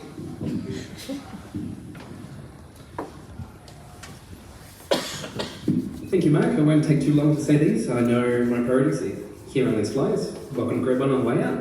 Look, top priority is around transport, and we've heard that was already a board priority, but I personally think it was too vague last time. It was too hard for staff to understand, and what I've said is renewing Amy's Road, building the lights at the intersection at Awatea and Springs Road, and building missing footpaths. So I presented a petition to council earlier in the year. We had enough signatures, and pleased to say that really did actually result in something. $20 million worth of funding across 10 years. We're getting our footpaths built. It's an amazing result. And rates not going up from that. Majority of it, about 86% being funded from development contributions. So making sure that where there's growth, it's paying for growth as well. Lastly, around Sparta, more effective spending.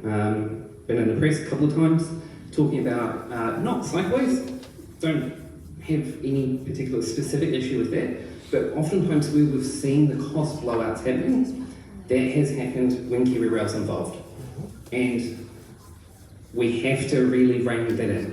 That will bring back millions of dollars back to the ratepayer. That's my top three. Cody, can you just expand?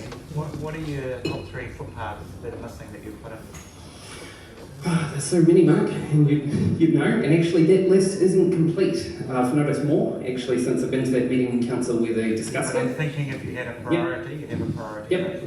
Look, it's simple for me. We've got ones missing along right here, in fact, actually, just out here by the countdown through the KFC. That's your number 1? Yep. That's number 1. Number 2 would actually be building a path using the existing railway that's there, so that people can safely get from South Hornby to school, to the shops, to the Mautiki Centre, because we're not going to get a bus anytime soon. And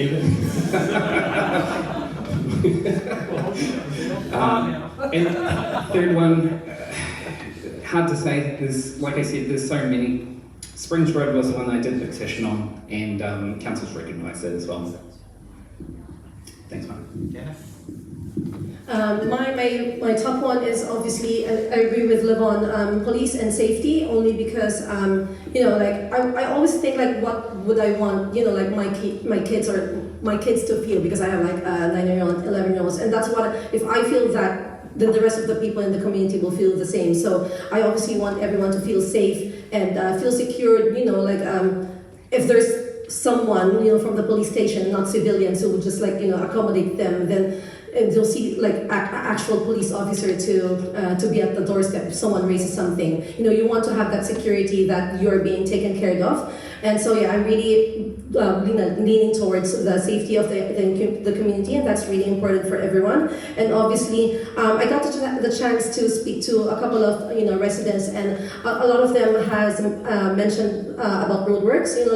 Even if it's just like potholes, but for them it matters. The way they're driving, because especially maybe towards the senior age, if they're not that mindful, it could lead to an accident or something. So I really feel that roadworks is also important. And my top 3 is torn between race and trees, but we've already discussed that, but I do believe that they're all important at the same time.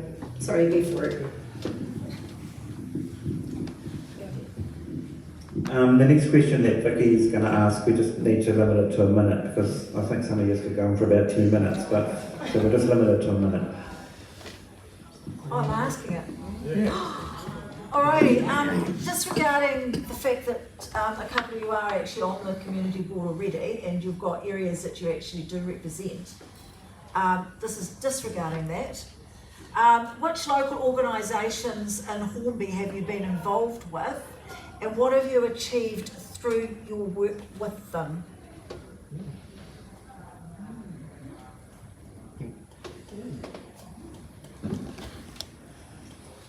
Interesting question, isn't it? That's not a dumb one. just most recently I've been involved in the setting up of the Hornby Lions. It's probably the most recent one. I'll go backwards. That's a new Lions group to setting up at Hornby now. Trying very hard to set up. It'll work, but it'll take a bit more time. Going back, I've been involved. Well, I'd like to be more involved, perhaps in the Hornby Men's Shed. I've had some interaction with them, and they're a good group of men doing good work. I'd like to be more involved with them. I'm reasonably heavily involved with 126 on the corner, which Tracy runs, and I'm allowed to play in from time to time. Thank you. Right.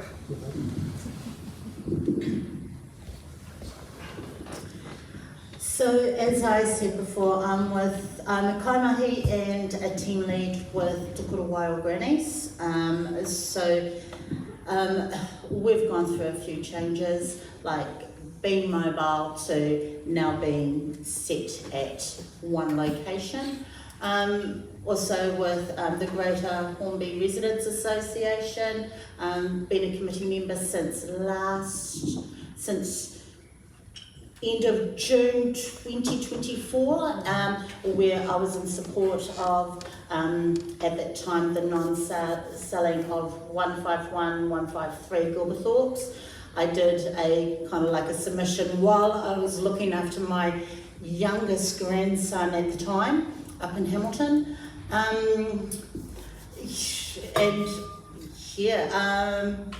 Setting up in, I'm part of the community. I love the organisations. I love helping out wherever the group requires. You just want to quickly expand on what the grannies do? Okay, so Te Kura Waio Grannies, we receive kai. It comes into our organisation from Monday to Friday. And we distribute it, we sort it, and then we distribute it back out into the community to the families who are struggling. Now, this is not necessarily beneficiaries, it is also the working poor, those who are working hard and still cannot meet, the ends can't meet.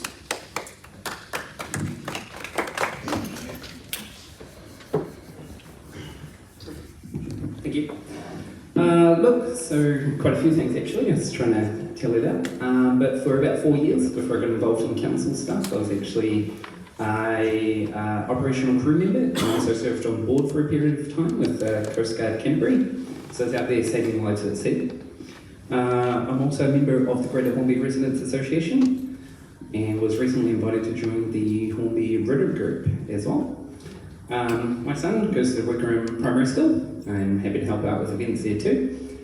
And as well on a more local level, so while I'm not within the GHRA boundaries as such, despite I'm a member, we have an Awatea Residents Association, so I've been representing them on issues such as the Cut Club, and just various issues as well. When we moved in, we didn't have any footpaths, we didn't have any safe crossings, we didn't even have any bus shelters. To really just be an advocate and voice for those sort of 300 people living there. Janice, just a reminder, the question is Hornby organisations. So for Hornby organizations, I actually don't have any, and I'm not ashamed of that. Can I expand more? Yep. It's fine. Okay, so because I'm very much active in the multicultural field or space, so and even in the Filipino community, so I am helping out in like the union group, and there's another organization named Migrants. It's actually I'm trying to translate it in English, but basically fighting for migrants' rights, basically, and all of those newcomers from other countries, and and the others are mostly, because it's a multicultural, so mostly working with, let's say, Indian Association, like all those Chinese groups, and Japanese. So it's a very huge audience, but that's why I wanted to take that experience and like use it here in this platform, because if I learned from those organizations, it's something that I could apply here as well. Thank you.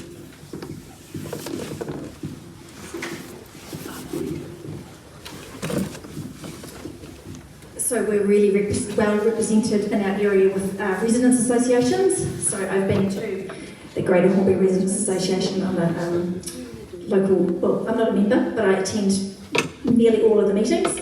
Attended the Residents Association, I've attended the Yoldhurst Residents Association meetings. I'm part of the Hornby Community Centre Trust Board, where we are undertaking the redevelopment of the other end of the building alongside Linda and Bob and the amazing team there. I have initiated meetings to get council staff reconnected with our school community and elected members to ensure that community organisations, and there's just a really good level of communication between them. I also sit on the Keep Christchurch Beautiful organisation. I have a lot of connections with local churches in the area. And I also sit on a community the safety and security organisation that reports back to the community for disengaged male youth. Sarah, just hold on for one moment. Sure. I have a question for you. What confidence can the community have that you will not be pressurised by minority groups in your voting, but you will stay true to your beliefs? Good question. So I think that one thing that we do face on the community board is that we have a number of groups that are well represented and that they know how the system works. And so part of my role is balancing the opinions and the information that they come and share to the board with the local voice. And I would attribute the local voice to often being the silent majority. So it's really up to us, up to myself as a board member to ensure that I don't just listen to the people that are sitting at the end of the table that have the time, the knowledge of how to come and speak to us, and the courage, because I get it, it can be a bit daunting coming in to speak to us, and ensuring that that is balanced with what I'm hearing out in the community. I'm a mum, I'm a wife, I work, I do all of the things, and so I really understand what it's like just to want to know that the people that have chosen to represent you are getting stuff done without you having to continually keep engaged with them. Sorry. Hank, you've got the same question. What was it? How do you, will you stay true to your views and beliefs?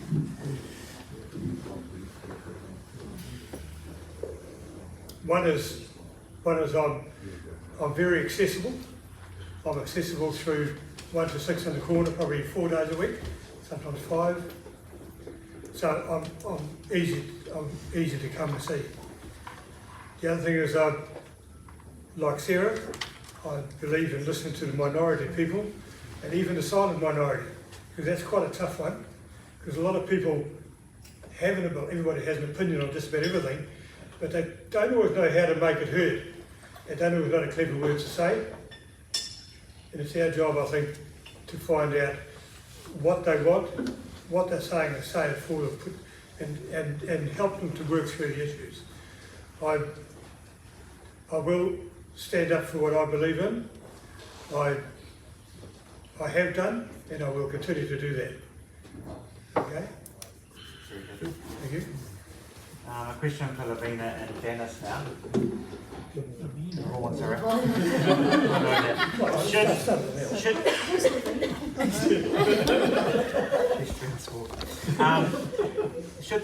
Should the community be concerned about giving you our vote if you might be asked to vote along party lines rather than based on your own views or what is best for the community?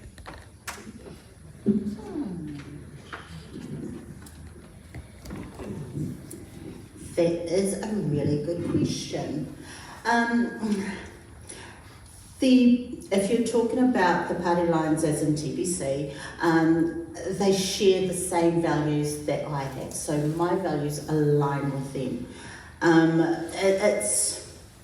For me, it is about listening to other people around the table and hearing their point of view.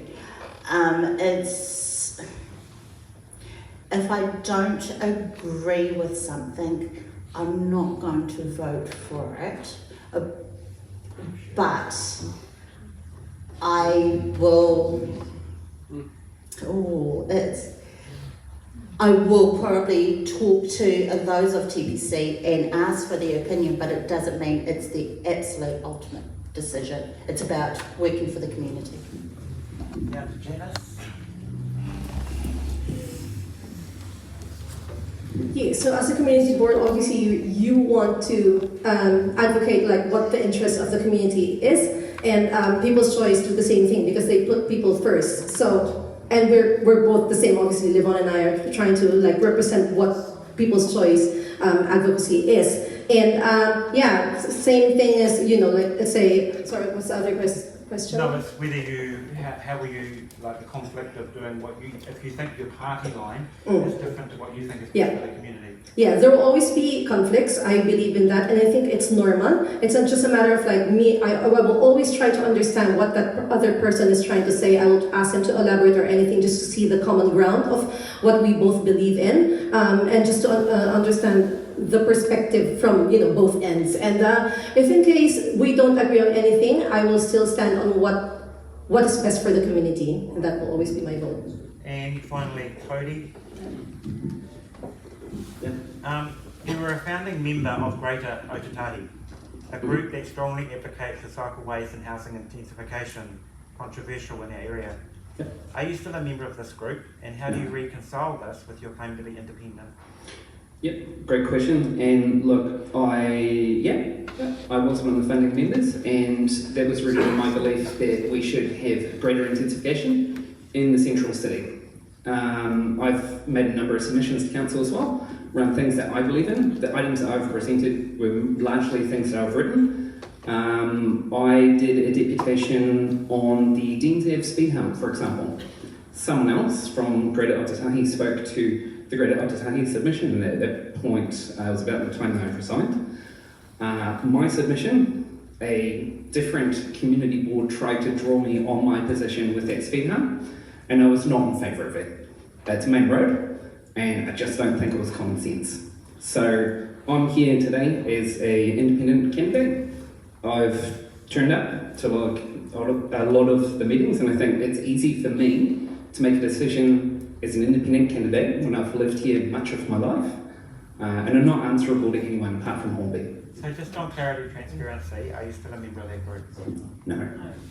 The other question would be too is probably similar to the People's Choice candidates. If that group that you had been a part of, puts pressure on you, how are you going to be able to respond to that, and how would you respond to that?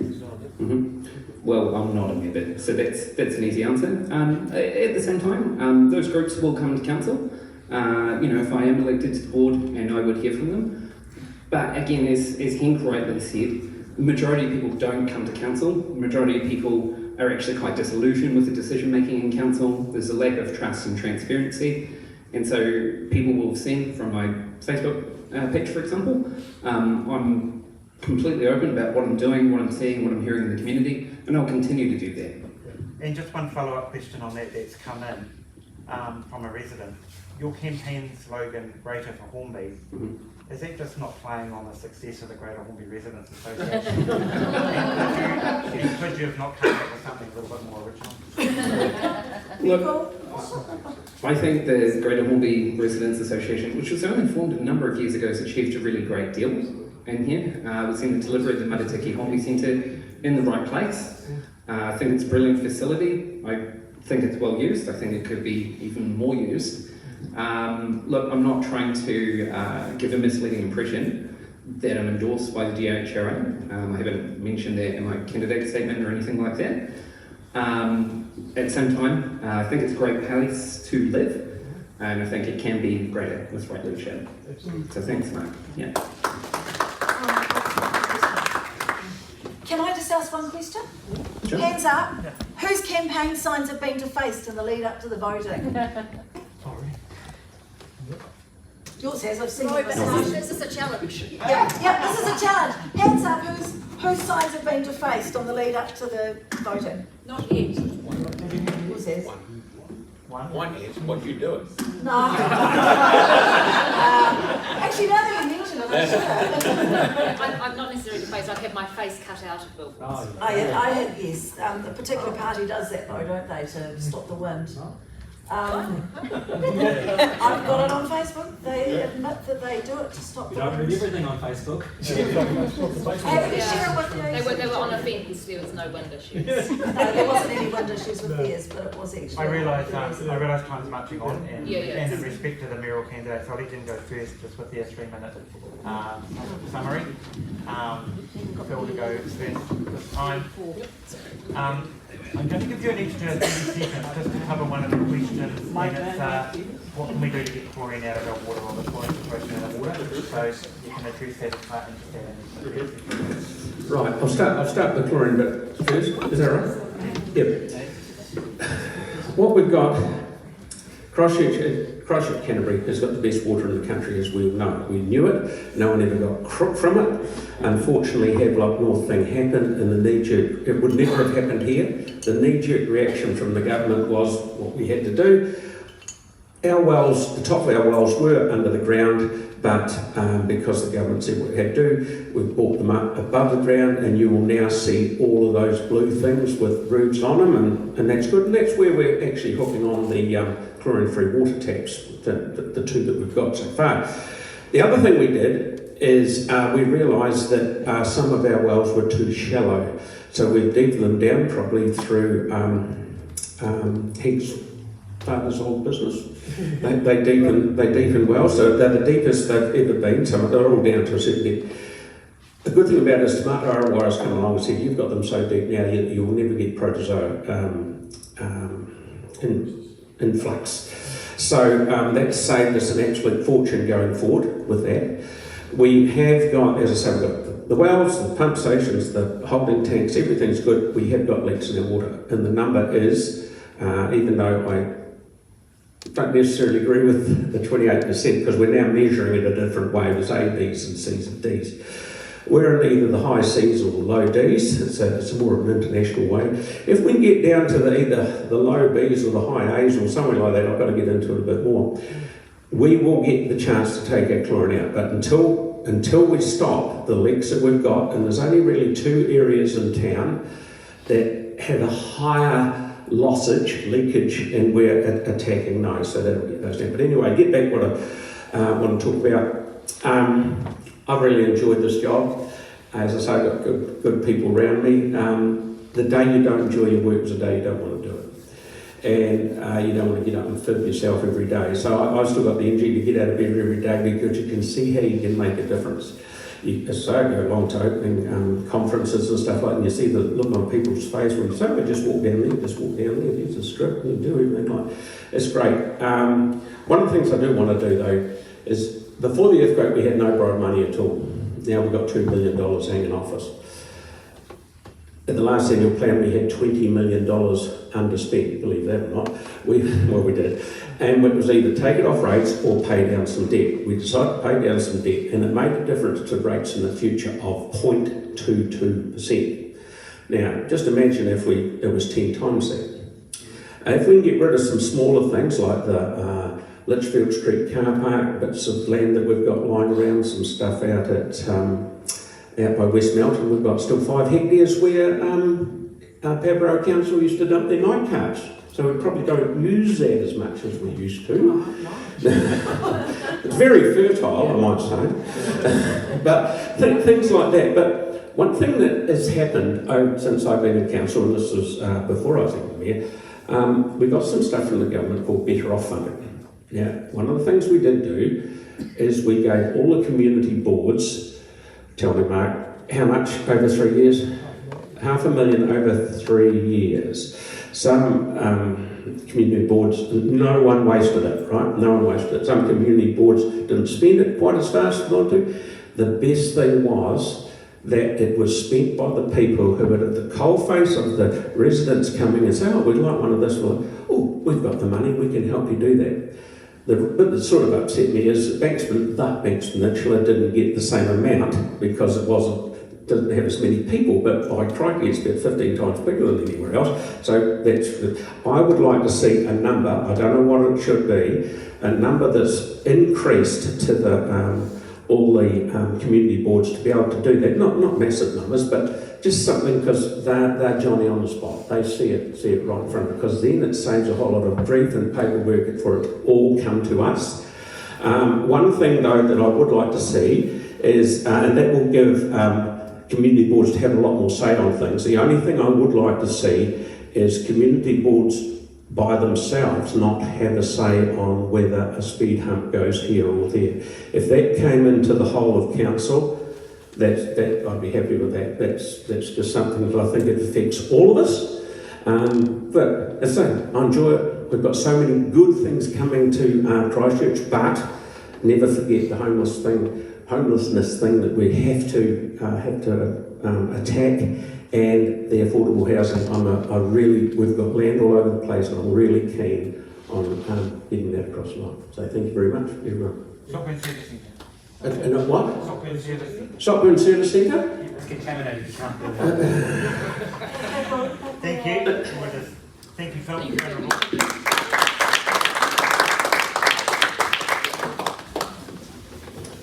Tēnā koutou katoa. Thank you so much for being here and listening through what's been quite a long session today. You all paid attention brilliantly. And I am standing to be the next Mayor of Watahi, Christchurch and Banks Peninsula, so that we can create an inclusive, resilient, affordable and livable city now and for future generations. Now the rebuild is almost complete and the city is starting to hum, but we can't afford to lose momentum. And that is at risk at the moment with short-term political thinking and political decision-making that focuses on the next 3 years instead of the next 10 or the next 30 for future generations.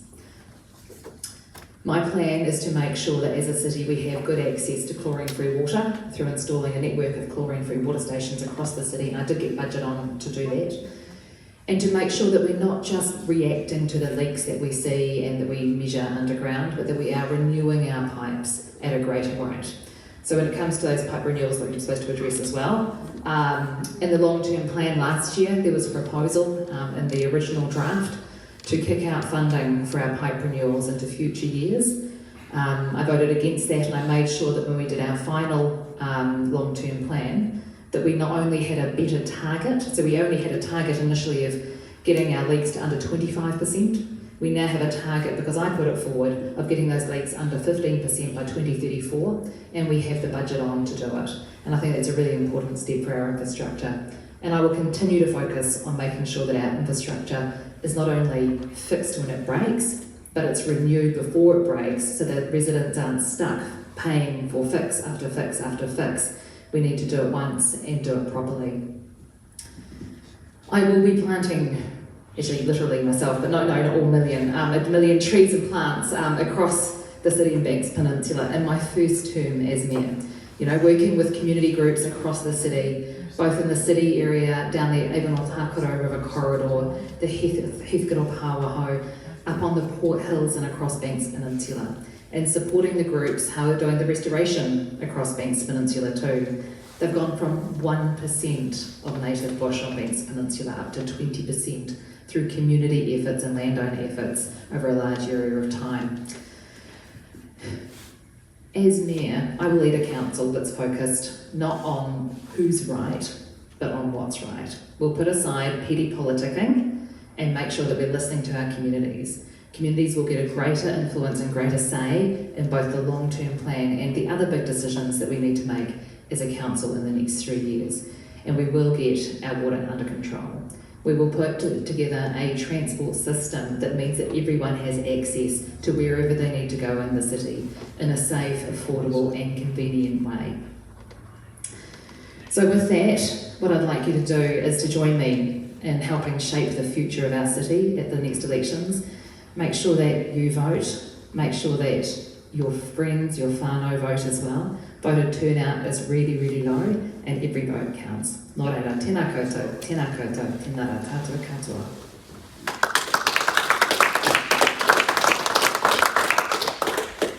On behalf of the Hornby community, I would actually like to thank both candidates for putting yourself forward for Mayor, Phil for restanding, and Sara for giving the residents a competition. So I think that's been very important. And you're both free to go, because I realise your commitments are huge. Okay. And feel free to, Are you going to grill these guys for longer? Oh, thank you very much. That's all right. Brownie points. Yeah. Thank you very much. Thank you, everybody, for making the effort to come along.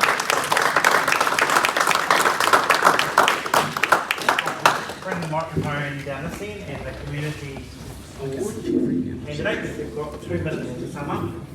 And a chance to talk about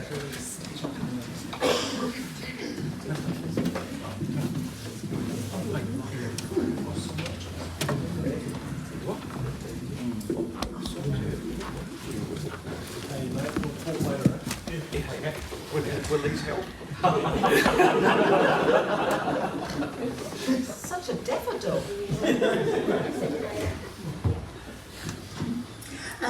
To be elected on the community board, I would be definitely looking at safety. Like I said, about the infrastructure. It'll be also about the well-being with the going to be planting of trees, the well-being of the people, the well-being of our land. It's also about the environmental impacts.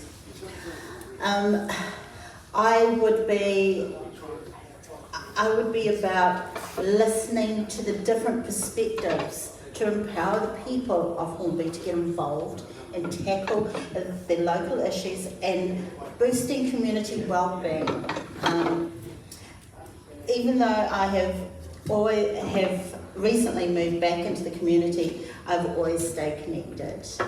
I'm committed to representing their concerns to the community board, finding workable solutions and celebrating our victories together. Thank you.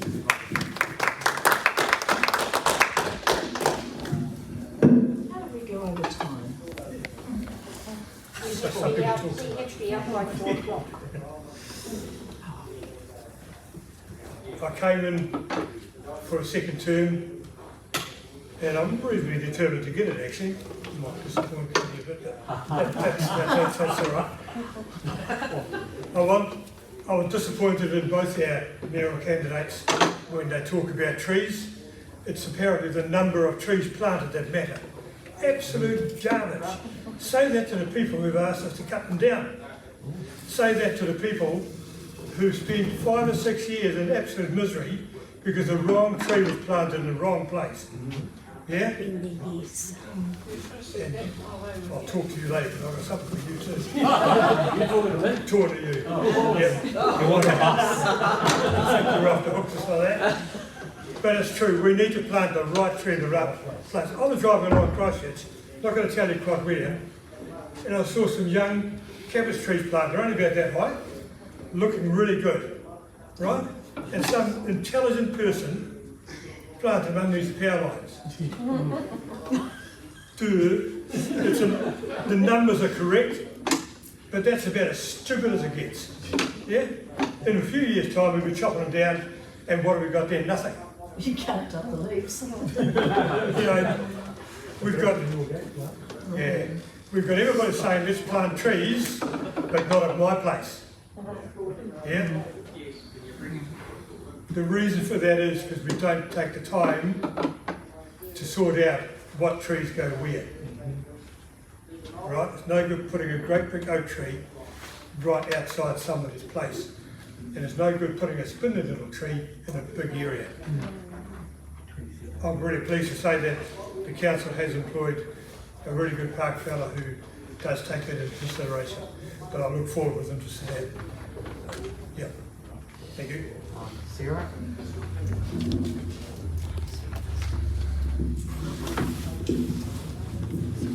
I have a speech prepared because I do my homework, and you'll find that I do my homework before all of our board meetings as well. I truly enjoyed connecting with our community and working alongside the various groups at grassroots level. It's the relationships, the collaboration, and the inspiring people that I've met in this role that make it so rewarding. These are the connections that keep our neighbourhood, Hornby, vibrant and strong, and I'm committed to continuing to work to keep our community thriving. I've already spent 3 years on the board. I have a better understanding on how to read staff reports, how to answer, knowing when to ask and how to ask the right questions, and to navigate council processes. I'm still learning. It's a lot to learn, I have to say. I don't need a year or two to learn to get the handle of the ropes because I've been there, done that. I can hit the ground running from day one using our time wisely and get things done faster. Being on the board has taught me so much. I've learned how to balance competing priorities and work collaboratively with staff, fellow board members and the community to get things done. I push for practical decisions that genuinely benefit our Hornby families. I'm your neighbour. I'm not a career politician, and that's why I'm struggling seeing my face on so many of the fences. I live day-to-day life here in Hornby. I know what it's like to juggle work, family, community commitments. That's why I'm so passionate about grassroots advocacy. I love listening to you, understanding your concerns, and making sure your voice, our voices are heard when it matters the most. Thanks.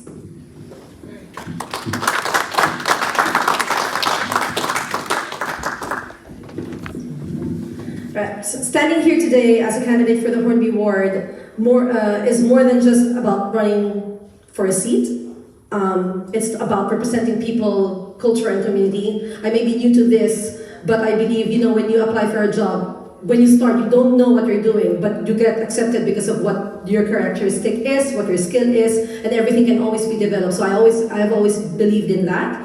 And Hornby is one of the most diverse, fastest growing areas in the Christchurch, so I believe that our leadership should reflect that, to be more inclusive, connected, and community-led suburb. And I am asking for, obviously, like, I know you guys will know by just hearing all our answers that you will know who's your bet, like, to vote for, and I just, leave it to you guys to take your pick, who you think is you're capable to run the community.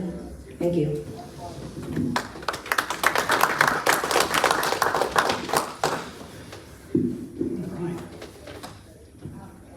So people tell me that Hornby needs a strong voice. So many people tell me that we've been ignored, but I've proven that I can deliver results, and I know the issues inside out in this community. I haven't just moved into the ward. I won't stop advocating for this community. When bus stops were closed, when the Hornswell Junction Road realignment was being redesigned, and nobody had communicated it, I contacted Dion actually, and we got the communications out. Don't know how it happened, but it won't happen again. I'm watching for the issues in our community. When the Hornby Club workers striked for better working conditions, I was there too. When KiwiRail tried to extort millions of dollars from the ratepayer out on Scrubbins Road, other side of town admittedly, but we're all ratepayers, I helped organise the protest and get it shut down, saving ratepayers millions. When the government tried to impose intensification on Hornby, I made deputations saying that I thought this was best focused on the central city. Some councillors wanted to increase rates, or take on more debt, or defer the really important projects that we need delivered, like Amex Road, Springs Road, Awatea intersection, to subsidise developers. And I turned up and I said, that's not good enough. Development charges went up. I live here and I love living here, and I believe with the right leadership, Hornby can be an even greater place to live. And I'm Cody Cooper. I stand for a greater Hornby, and I get things done. So I'd be honoured to have your support and your vote. Thank you.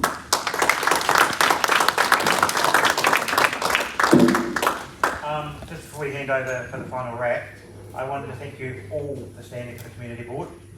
I know that people that have been involved in the community board and previous ones, you certainly don't even get anywhere near the living wage for the amount of hours and commitment you put into the role. So to Sarah, thank you for the work you put in, but all the best to all the candidates. And as I say, I think Hornby's got a really, really difficult decision. So, and I'm just going to hand over to Vicky to do the final summary. Oh, am I? What am I summarising? Thank you so much for answering all your questions. It was really tough because it actually went about half an hour over longer than we thought. So the fact that you had the dignity and the grace to not be peeved with us stretching it out as long as it did, thank you so much.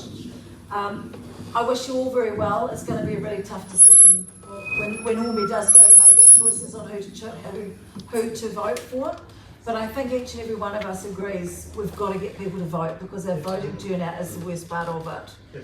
And for those that aspire to follow your footsteps at some stage, it's really nice too to see if we can start seeing a little bit more community engagement with everybody. Because the thing I've noticed in elections is once the elections are over, some of you are forgotten. And so I'd like to just say now thank you in advance. And if you don't get in, please try again.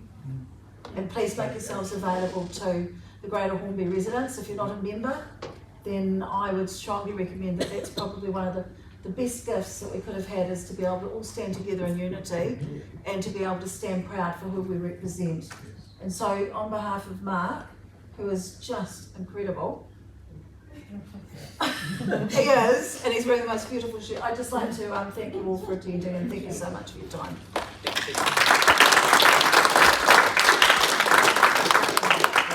And just before we all do depart, one of the meetings that we will have before the end of the year, and we congratulate Mark Peters on being reappointed as councillor, will be with the new or whoever is elected on the community board in March, and we will sit down and talk about what are those 3 priorities, and that will be the process. But thank you very much for your attendance.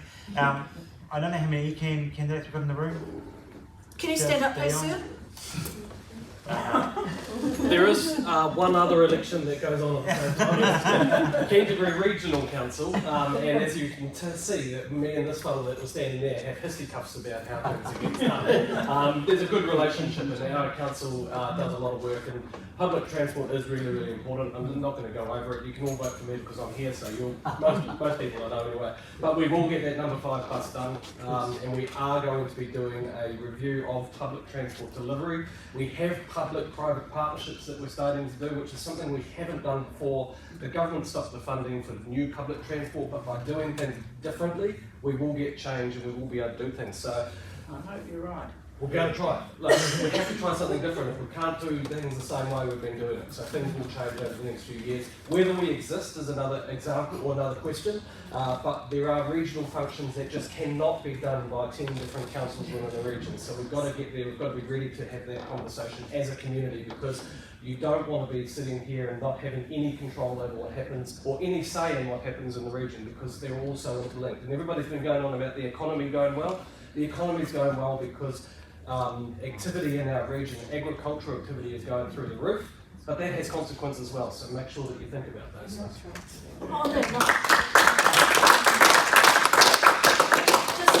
Just to let people know, you guys in Hornby are really blessed to have somebody like Dion on board with ECAN. He's got not just the experience with being on ECAN, but also from experience of being on council. And whilst he is a quiet achiever, during that time he's also been able to finish his doctorate. So he's now Dr. Dion. But please remember to vote.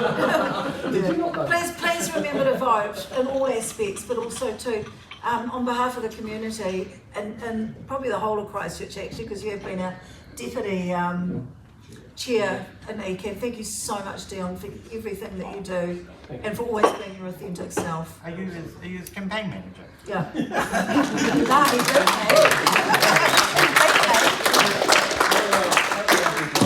I just say, if it helps Dion speak better, I heard the Mayor in a debate last night actually praise Dion for the working relationship that he has had with the ECAN.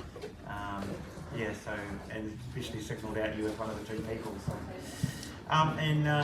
Just the final thing is, there's one more amazing person. I'm not amazing at all, but Mickey, I think, has done a great job. And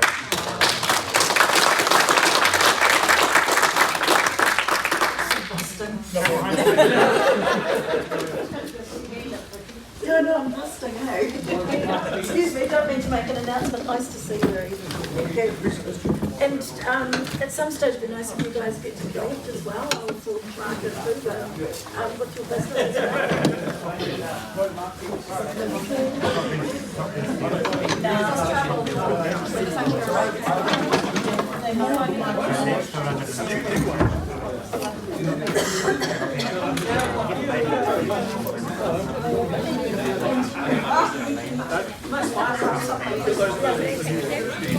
Yeah.